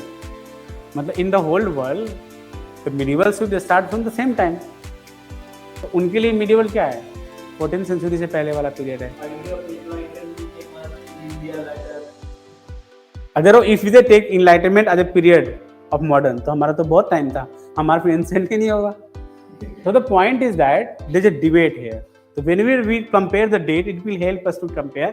अब एक क्या बोलते हैं, इनका जो इनलाइटमेंट पीरियड है, रेनेसा है, रिफॉर्मेशन है, glorious reformation happen, French revolutions happen in 1789 and all. तो this all period is a period of world history. इन्होंने क्या बोला? ये जो पीरियड है वो, अच्छा, जो 16th सेंचुरी वर्ल्ड में हो रहा था, हमारे यहाँ नहीं हो रहा था। Mughal empire was very powerful empire. तो why should be call Mughal time of 17, जैसे शाहजहाँ का टाइम ले लेते हैं 17th सेंचुरी, औरंगजेब का टाइम ले लीजिए जो 1600 मिड 1600 में जो है। तो why should be call this period as a medieval period? कहाँ आया था डेमोक्रेसी? वो डेमोक्रेसी उसे बोलते हैं। डेमोक्रेसी का रिविलेंस हमें, वो तो कॉन्स्टिट्यूशनल मोनार्की थी। डेमोक्रेसी का मतलब द पीपल विल वोट ना। आपको पता है यूएसए के बाद सबसे पहला रिटन कॉन्स्टिट्यूशन आया, कब बना था कॉन्स्टिट्यूशन? 83 में तो इंडिपेंडेंट हुए वो लोग। They become independent 1783। कोई क्वेश्चन है क्या?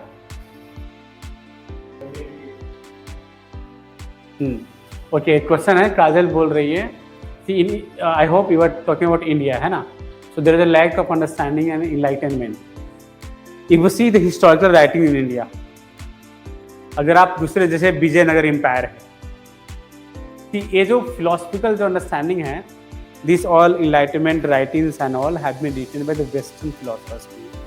दे have not touched the history of India. Historical process में जो इनलाइटनमेंट का जो आइडियाज है, यू विल फाइंड इन वैदिक रिलीजन, बहुत सारी चीज़ें मिल जाएंगे आपको। So we can't term this period as a modern period. सबसे बड़ी इसमें डिबेट क्या है? Indian historians are not so much famous, ठीक है? हाँ, थॉट इज डिफरेंट, ठीक है, it's all right, we understand this. हम जब रेनेसा पढ़ेंगे ना, तो we will compare India also, and then we will do one thing, when we will discuss Renaissance in one lecture some other time, we will do one thing, we will discuss what is the main features of renaissance, enlightenment philosophy, उनकी idea क्या थी, and then we will try to take some example from India, ancient India, medieval India में, and we will try to compare the thought कैसा था, वो process था या नहीं, हमारे पास साइंटिफिक डेवलपमेंट था या नहीं था, we will try to understand. देखिए, आप जो टेक्स्ट बुक पढ़े हैं, वो टेक्स्ट बुक कहाँ से लिखी गई है? It is written, the most of the writing are written by the western philosophers. And our notes are taken by from home, from this philosophers only. So हमारे पास वो राइटिंग्स ही नहीं है। इंडियन हिस्ट्री में बहुत सारे रिसर्च हुए and that is not in the public domain. आप लोग क्या पढ़ रहे हैं, टेक्स्ट बुक की सिर्फ पढ़ रहे हैं ना, तो हम समझेंगे। और जब ये सब चीज़ काजल आपके पास जो आएंगे ना, रोमिला थापर की जो राइटिंग है, रोमिला थापर ने जैसे इन्होंने क्या बोला, जेम्स मिल आए, आई एम टॉकिंग टू काजल, ठीक है काजल।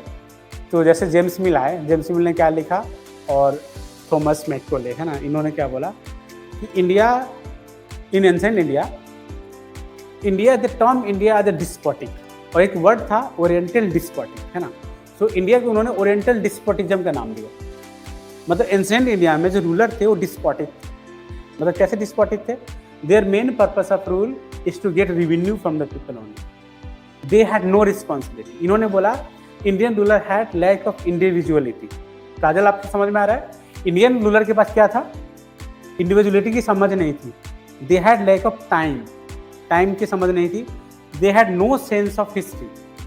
आपने रोमिला थापर का एग्जाम्पल लिया है काजल, तो रोमिला थापर ने क्या बोला, in ancient India we had इतिहास पुराण tradition and this is a beginning of Indian history. इतिहास पुराण ट्रेडिशन में बहुत सारे राइटिंग्स हैं हमारे, वी हैव हाउ मेनी पुराण्स we have, and we have many इतिहास की राइटिंग्स, इपिक है वगैरह है, हर्षवर्धन का हर्षचरिता वगैरह वगैरह, बहुत सारी चीज़ें हैं। So Romila Thapar argues many times, मतलब हम लोग कभी और डिटेल में भी बात करेंगे काजल, कि we had sense of writing and all, है ना। तो जो ब्रिटिशर्स जो यूज किए हैं वर्ड, वो सही नहीं था, है ना। तो हमें प्लस पॉइंट कहाँ मिलेगा। अच्छा एक बात मैं और बताता हूँ, आपने हम मुझे शुरू में पूछा आप लोगों ने कि मैंने अटेम्प्ट दिया है नहीं दिया है, ठीक है। If you prepare properly with my class, I make sure you will score high. कैसे? The other students will be writing from the notes. आपको पता है यूपीएससी में टॉप करने के लिए कितना परसेंट चाहिए, मतलब मेंस और प्री मिला के कितने मार्क्स का टोटल होता है यूपीएससी? हाँ, आप तो बहुत थोड़ा ज़्यादा बोलती है, 52-53% एवरेज बोल रहा हूँ, on an average basis. And if you score 48% you are going into IAS. और लोएस्ट कट ऑफ क्या होता है, 1000 सिलेक्शन होते हैं उसमें 42, मतलब लोएस्ट कट ऑफ जो 1000 रैंक 700 रैंक्स आते हैं। आप देखेंगे हिस्ट्री जीएस पेपर में नाम मार्क्स कितने मिलते हैं, 40%, 50%, 50 तो टॉपर्स को मिलते हैं। क्यों मिलते हैं पता है? You go and see there coaching institute test series जो मेंस का होता है, उसमें ये सब चीज़ की कमी होती है। जब आप ये सब पॉइंट जो मैं अभी बोल रहा हूँ क्लास में, that is from research areas and all, if you incorporate these ideas, and who are the professors who will check you an answer in UPSC mains? Same from Delhi University, JNU, BHU, Central Universities, professors will be there. The people like me are there. The point is that you will score very high. You will not get 40% in your history answer. You can get 70%. जब 40% कहीं और मिलेगा तो you will be topper. ये सब जो answer writing में ये सब क्या है, नया राइटिंग, नया आइडियाज आ रहा है। ये नया आइडियाज मैं नहीं लाया हूँ, these ideas are already there in the history domain, जो हमें बस वहाँ से लाना है। मैं नोट्स में सब लिख के नहीं दूंगा, आई will be discussing in the class and you will be learning from it, है ना।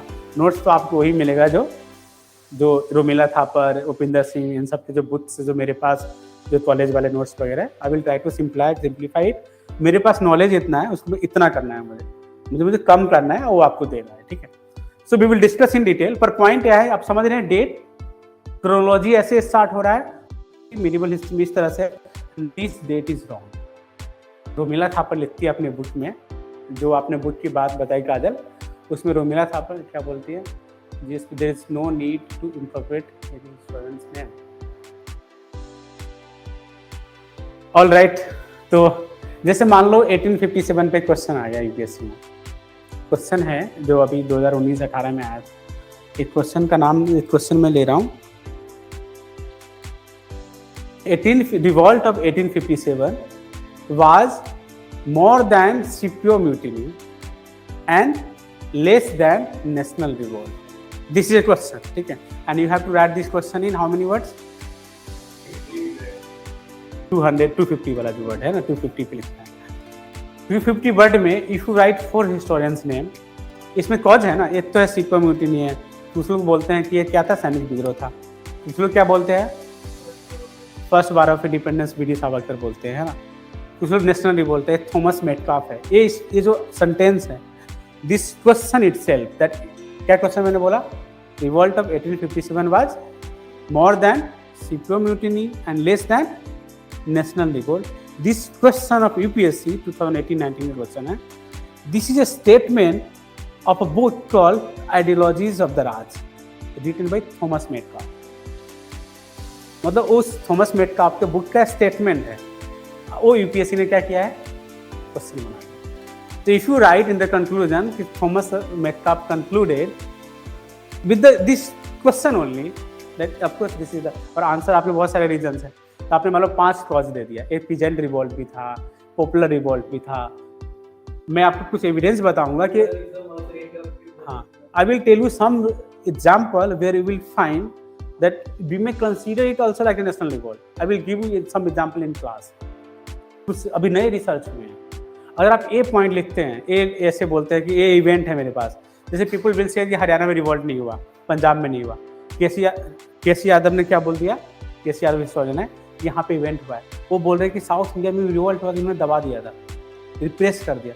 And if you right this statement you will get the highest marks. 5 he question तो आते हैं हिस्ट्री से, एक एक क्वेश्चन मैटर करता है आपके रैंक पे, है ना।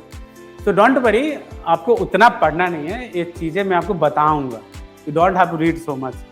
हमारे जो 2 आवर की जो लेक्चर्स होगी, देखो नोट्स तो आपके पास पहले से ही होंगे, तो हम नोट्स तो डिक्टेट नहीं कर रहे हैं, है ना। हम नोट्स पढ़ भी नहीं रहे हैं क्लास में। जो मैं नोट्स दूंगा मैं पढ़वाऊंगा नहीं ऐसे लाइनिंग करके। We will just understand the events and all thing, ठीक है। तो काजल डोंट वरी, मतलब हम पढ़ेंगे, समझेंगे अच्छे से, आपको बहुत हेल्प करेगा। तो इस तरह से डिबेट स्टार्ट होता है, रैंक से स्टार्ट होती है, और फाइनली जब हम पीरियड्स पे आते हैं उस पर बहुत सारे क्वेश्चंस आते हैं, सवाल आती हैं, और इस तरह से periodisation Indian history, modern history में स्टार्ट होता है, ठीक है। ये हम इस पर अगर कोई सवाल है तो हम लेते हैं, फिर थोड़ा कुछ और बात करते हैं, then we will wind up our today lecture. कोई डाउट है आप लोग बताइए, ऑनलाइन एनी डाउट, सस्सी पीओई कोई डाउट है आप लोगों का?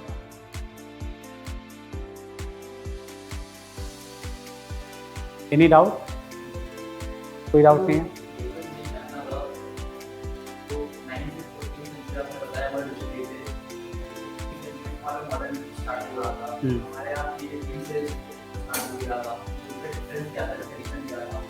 इसका मेन रीजन है, ब्रिटिशर्स, ठीक है। ये जो टाइम पीरियड है इंडियन हिस्ट्री में, ये स्टार्ट होता है जेम्स मिल के बाद। When James Mill came and he writes history of India and he defines ancient Hindu, medieval as Muslim and modern as Britishers, ये वहाँ से स्टार्ट होता है, ठीक है। They try to tell, इन्होंने एक हिस्टोरियन था एलेक्जेंडर डॉ, है ना, उसने बुक लिखा था एक हिस्ट्री ऑफ हिंदुस्तान 1770 के आसपास, जब वॉरेन हेस्टिंग्स इंडिया में आ गए थे, governor general of, Warren Hastings वाले governor general of which state, Bengal ना। तो जब वॉरेन हेस्टिंग्स आए थे उस समय एलेक्जेंडर डॉ लिख रहे थे, उन्होंने डिफाइन, मतलब इन लोगों का मेन पर्पस था बताना that Indians are inferior. Indians are inferior क्यों बोल रहे थे वो? मैंने सिंपल सी क्या बताया कि they wanted to control us. Control कैसे करेंगे? गांव में एक बाहुबली होता है ना, क्यों बाहुबली होता है, मतलब how he become Bahubali in village. He doesn't control only through weapons, mind से भी कंट्रोल करता है। जैसे अभी कंटेम्प्रेरी, जैसे 1930 में बाहुबली अलग होते थे, इलेक्शंस नहीं होते थे, अभी इलेक्शंस होते हैं। In Bihar, in UP, in Madhya Pradesh, everywhere you go, जैसे पंचायती राज इंस्टीट्यूशंस, इनकी इलेक्शन कब स्टार्ट हुई? कब आया पंचायती राज सिस्टम, कब इंडिया में आया? 73rd अमेंडमेंट, क्या डेट था? हाँ, तो इलेक्शन उस समय तो हुए नहीं थे, तो बिल बस पहले ही हमारे पास पंचायती राज था, Balwant Rai Mehta committee, there are many committees in India after independence, okay. और इंडिया मतलब कॉलोनियल टाइम में भी पंचायती राज था, but Panchayati system was not everywhere. But अब विलेज की बात करें, how bahubali will control village? Now he will participate, his goons और his family member will participate into Panchayati Raj elections, election में पार्टिसिपेट करेगा। तो एक तो पॉलिटिकली कंट्रोल हो गया, दूसरा इकोनॉमिकल कंट्रोल, मतलब liquor business will be held by him, जिसमें सबसे पैसा होता है. So he will have economic control, he will have political control through Panchayati Raj system. Social control तो पहले से है. बाहुबली कौन होता है? Only he will be upper caste. तो सोशल स्टेटस सबसे पहले उनका है. So bahubali is always dominant caste, मतलब डोमिनेंट सोशल स्पेयर में है. पॉलिटिकली डोमिनेंट हो गया because his family member is मुखिया एंड ऑल, हेडमैन है. Economically because he has business, so he will control. India में ब्रिटिशर्स ने क्या किया? हर तरह से कंट्रोल करना शुरू किया. इन द 17th सेंचुरी मैंने क्या बोला? इंडिया का जीडीपी कितना था? 25% इन द वर्ल्ड. कंट्रोल कैसे किया? He destroyed, the Britishers destroyed Indian industries. India में डी इंडस्ट्रियलाइजेशन आया ना, आपने पढ़ा होगा कि there was the commercialization of agriculture in India. Commercialization में आपने क्या पढ़ा है? मतलब in India the food grains were not cultivated, cash crops were cultivated, indigo है ना, कॉफी, टी, मतलब जो उनको जो जरूरत पड़ रहा था, जो इंडियंस को जरूरत नहीं थी. इंडिया में लोग चाय उतना नहीं पीते थे. इंसेंट इंडिया में चाय कैसे पीते थे पता है? इंसेंट इंडिया में ऐसे चाइनीज अभी पी रहे हैं. अभी हम चाय कैसे पीते हैं? We have T. टी को क्या करते हैं? दूध में हम मिक्स करते हैं और उसका जो रस होता है ना, वो हम पीते हैं ना, और बाकी चीज़ हम फेंक देते हैं. एंशिएंट इंडिया में the tea leaf were utilise for medicine purpose, और उसका रस को नहीं, उसके पत्ते को खाते थे दवा के रूप में. इस पर बहुत रिसर्च हुआ है टी पे.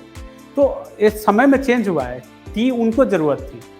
टाइम जो घड़ी जो आया 18th सेंचुरी में, time they brought time to control labour. आपने जो लंदन में जो बड़ी सी घड़ी नहीं दिखती मूवी में, क्यों बनाई गई थी?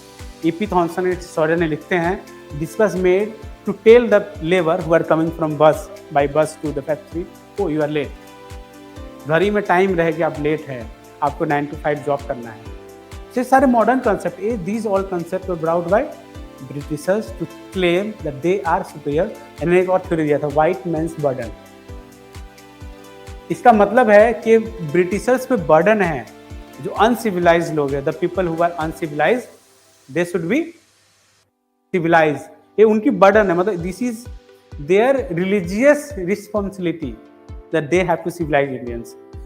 तो कैसे सिविलाइज करेंगे? पहले बोलेंगे, गांव में क्या बोलेंगे? बाहुबली, तुम तो अच्छे ही नहीं हो, your dressing style is not good, you have no money, है ना, यू आर नॉट रिच, है ना, आप हमारे साथ मिलिए, आप, मैं मुखिया रहूंगा या मेरे लोग मुखिया रहेंगे तभी आप सही से रह पाएंगे. Otherwise other village caste will come and attack you. 2 caste होता है गांव में, तो other village will attack you. एक यूनिटी होता है गांव में. तो they will try to tell the people. तो इन्होंने सीरीज ऑफ राइटिंग में, मैंने जो वीडियो बनाया ना वो आप देखना, ठीक है. तो through the series of events they have been claim कर रहे थे यू आर इन्फीरियर. इस क्लेम में सबसे इंपॉर्टेंट पॉइंट क्या था? हिस्ट्री. इन्होंने बोला आपके पास हिस्ट्री सेंस ही नहीं है. मतलब आपने जो एंशिएंट इंडिया में हिस्ट्री लिखा है, जैसे मान लो बाणभट्ट का अच्छा, कौटिल्य का अर्थशास्त्र उस समय फेमस नहीं था, पता है ना? कौटिल्य अर्थशास्त्र कब आया इंडिया में बताओ? यू रीड कौटिल्य अर्थशास्त्र बात ना, when you read Mauryan empire you know that Kautilya Arthashastra has been an important source of Maurya rule. जानते हैं, पर कौटिल्य का अर्थशास्त्र कब बना? वही तो पूछ रहा हूँ, मतलब कब हमारे पास आया? मतलब Akbar had no knowledge about Kautilya Arthashastra, you no क्यों?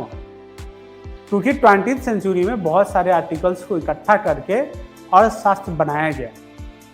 मतलब अर्थशास्त्र बुक जो है वो हमारे पास ऐसे फॉर्म में जो अभी है, it was not before 19th century, ये 20th सेंचुरी में बना है. We had collected many essays, the historians had collected many essays of similar and they said that this seems to. Arthashastra में क्या होता है? इकोनॉमिक्स होता है. वो अर्थशास्त्र में इकोनॉमिक्स है. That is not original. It is discovered by historians in 1900 के बाद वाला जो 20th सेंचुरी में डिस्कवर हुआ. हमने कंपाइल किया सारे आर्टिकल्स को, मतलब 50 आर्टिकल को, और उन्होंने नाम दिया, ही ऑथर नेम में भी विष्णुगुप्त. फिर बोलते ना कौटिल्य है, उसके बाद क्या नाम था? चाणक्य था. There are many names. वो नेम इस बुक के द्वारा आया है. तो इसके बारे में हम कब जानते हैं? दे सेड, अभी हम बात कर रहे थे जेम्स मिल की, इसी ने बनाया ना टाइमलाइन. तो 1818 में अर्थशास्त्र हमारे पास था ही नहीं. 1818 में we had no more knowledge about Mauryas also. When James Mill was writing the history of India and claiming that India has no sense of history. और क्या बोल रहा था? इंडियन रूलर के पास रेशनलिटी नहीं था. मतलब वी हैड नो रेशनलिटी। मतलब रेशनलिटी मतलब क्या होता है? सोचने की शक्ति, समझने शक्ति, सही से रूल करने की शक्ति, तो रेशनलिटी नहीं है। When he was writing in which year? Book कब पब्लिश हुआ? 1818। और हिस्ट्री के शोध के बारे में हमें कब पता चला सही से? ब्राह्मी लिपि जो फाउंड हुआ था, जो डिसिफर हुआ था, किसने किया था? जेम्स प्रिंसेस ने डिसिफर किया ना ब्राह्मी जो अशोक का जो राइटिंग था। कब किया? 1837। तो जब जेम्स मिल लिख रहे थे तो he had no more knowledge about Mauryas, मतलब उनके पास ब्राह्मी लिपि पढ़ी नहीं थी। He had no knowledge about Arthashastra written by Kautilya, Chanakya, और इन लोगों के पास तो नॉलेज ही नहीं था। And he was writing from Britain. इतिहास लिखना है तो आना पड़ेगा ना, देश में आना पड़ेगा, घूमना पड़ेगा, पढ़ना पड़ेगा सब चीज़, तब तो लिखेंगे। तो ये अपने मन से लिख दिए। मैथ्स म्यूलर इतना सारा आर्गुमेंट दिया आयरन थ्योरी पे, never. If you write about America, you will have to go there ना, you will have to leave the culture of American people, then you can write the history of America. So आप जो पूछे कि क्यों बनाया, तो इन लोगों ने क्यों बनाया बताओ, अब आप आंसर दो। हाँ, इन्होंने ये बोला, ये इनका मेन टारगेट था रूल करना। They want to tell the people that you have no history. It means आपके पास रूलर ही डिस्पोटिक थे। डिस्पोटिक का मतलब यहाँ पे मेन चीज हुआ, ओरिएंटल मतलब ईस्ट वाले लोग, डिस्पोटिक मतलब द रूलर का मेन पर्पस है अपने पैसा से, मतलब he will collect revenues and all, उनको रिस्पॉन्सिबिलिटी से कोई मतलब नहीं है। इन्होंने क्यों बोला? ताकि ये बताए, और मुगल को बोला कि तो बहुत अच्छा। एक चीज और बताता हूँ, जब ये लोग आए वर्ग हस्टिंग्स वगैरह, इन लोगों को हिंदू से कोई दुश्मनी नहीं थी। If you find many evidence and speech of वर्ग हस्टिंग, यू विल फाइंड कि वर्ग हस्टिंग क्या कर रहे थे? He was supporting Hindus and he was against Muslims. और ये बता रहे थे कि Muslims have been exploited you. Hindu को बोल रहे थे, क्यों? मुस्लिम मतलब Delhi Sultanate ruler, Khilji Tughlaq and all, and then Babur and all. ये क्यों बोल रहे हैं? ताकि the Hindus will have sympathy upon Britishers. और उस समय परसेंटेज किससे ज़्यादा था? अभी भी है, और उस समय तो और भी ज़्यादा था। तो 18th सेंचुरी में क्लेम कर रहे हैं कि मुस्लिम्स ने आपको एक्सप्लॉइट किया। So that is why let us, मतलब हमें अपॉर्चुनिटी दीजिए आप, दैट वी विल रूल, है ना। इसलिए उन्होंने इंडियन रूल लाया, इंडिया में कॉमन रूल नहीं लाया वर्ग हस्टिंग ने।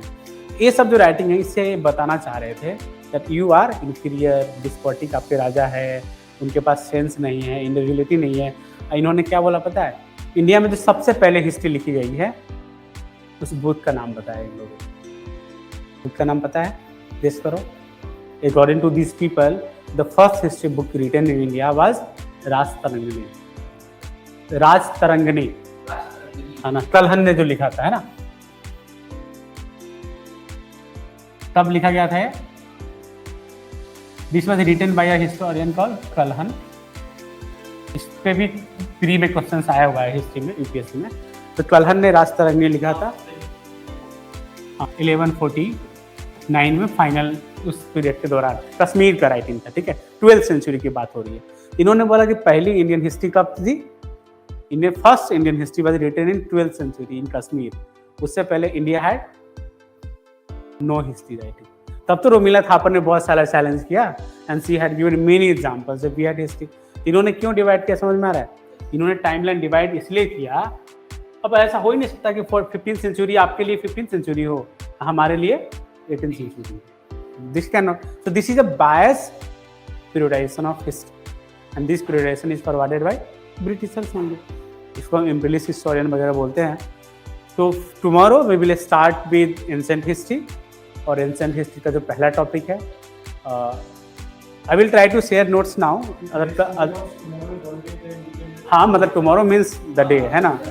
तो I will do one thing, I will share the notes of the first topic जो हम पढ़ाएंगे, और you all read that। आप लोग या तो नोट्स पढ़ लेना या बुक पढ़ लेना, एक चीज़ पढ़ना, जरूरी नहीं है दोनों पढ़ने की। नोट्स पढ़ लो या बुक पढ़ लो, या नोट्स बाद में रिवीजन, या you can revise the note after the class. So you have a choice, you read before the class. I will share with them, है ना, पोर्टल पे करके यू विल हैव, क्योंकि एक हफ्ते में मान लो टॉपिक हो रहा है तो पहले ही भेज दूंगा 4-5 दिन का, तो एक प्रायोरिटाइज रहेगा, एंड देन डाउट सेशन वगैरह धीरे धीरे देखेंगे, करेंगे, ठीक है। डोंट वरी, उतना डिटेल में नहीं जाएंगे, नोट्स बहुत सिंपलाइज्ड होगा, ये सब आपको समझने के लिए है। And the syllabus will be completed with in the time, जो टाइम पीरियड वगैरह है उसमें कंप्लीट हो जाएगा। PDF, it will B PDF। Okay, कुछ डाउट है आप लोगों का? What will be the first topic? The first topic होगा आपका सोर्सेस करते हैं, सोर्सेज ऑफ इंडियन हिस्ट्री, है ना। So sources of Indian history will be your first topic, ठीक है। Before that you can do one thing, एक मैंने वीडियो बनाया है प्लूटस IAS के लिए, video title is how we got united, how we got united, in which I have taken from ancient time, मतलब Vedic civilization और हड़प्पन से लेकर अभी तक integration of princely state, and this is a 15 to 18 minute video. In this video I have covered the maps of all empire, how we have been so small in the Indus Valley। इस small कैसे थे? हम सिर्फ north west में थे, पाकिस्तान वाले reason, Gujarat में, फिर हम आगे आए, ईस्टर्न टाइप में आए, and then finally Maurya time पे we had a vast empire. तो उस 15 मिनट वीडियो में I have covered this video will help you to understand the topic, है ना। तो आप वीडियो देख लेना, प्लूटस IAS का यूट्यूब चैनल तो देखते हो ना, तो just go there, and topic का नाम है हाउ वी गॉट यूनाइटेड, ये देखना। Yeah, my email ID is Jitendra. It's a Plutus IAS. Plutus ना, JITENDRA. Plutus IAS @gmail.com. No, it's not dot. हाँ, जितेंद्र प्लूटस IAS @gmail.com, ठीक है। It's official ID of Plutus 1। Okay, we will meet in the other lectures.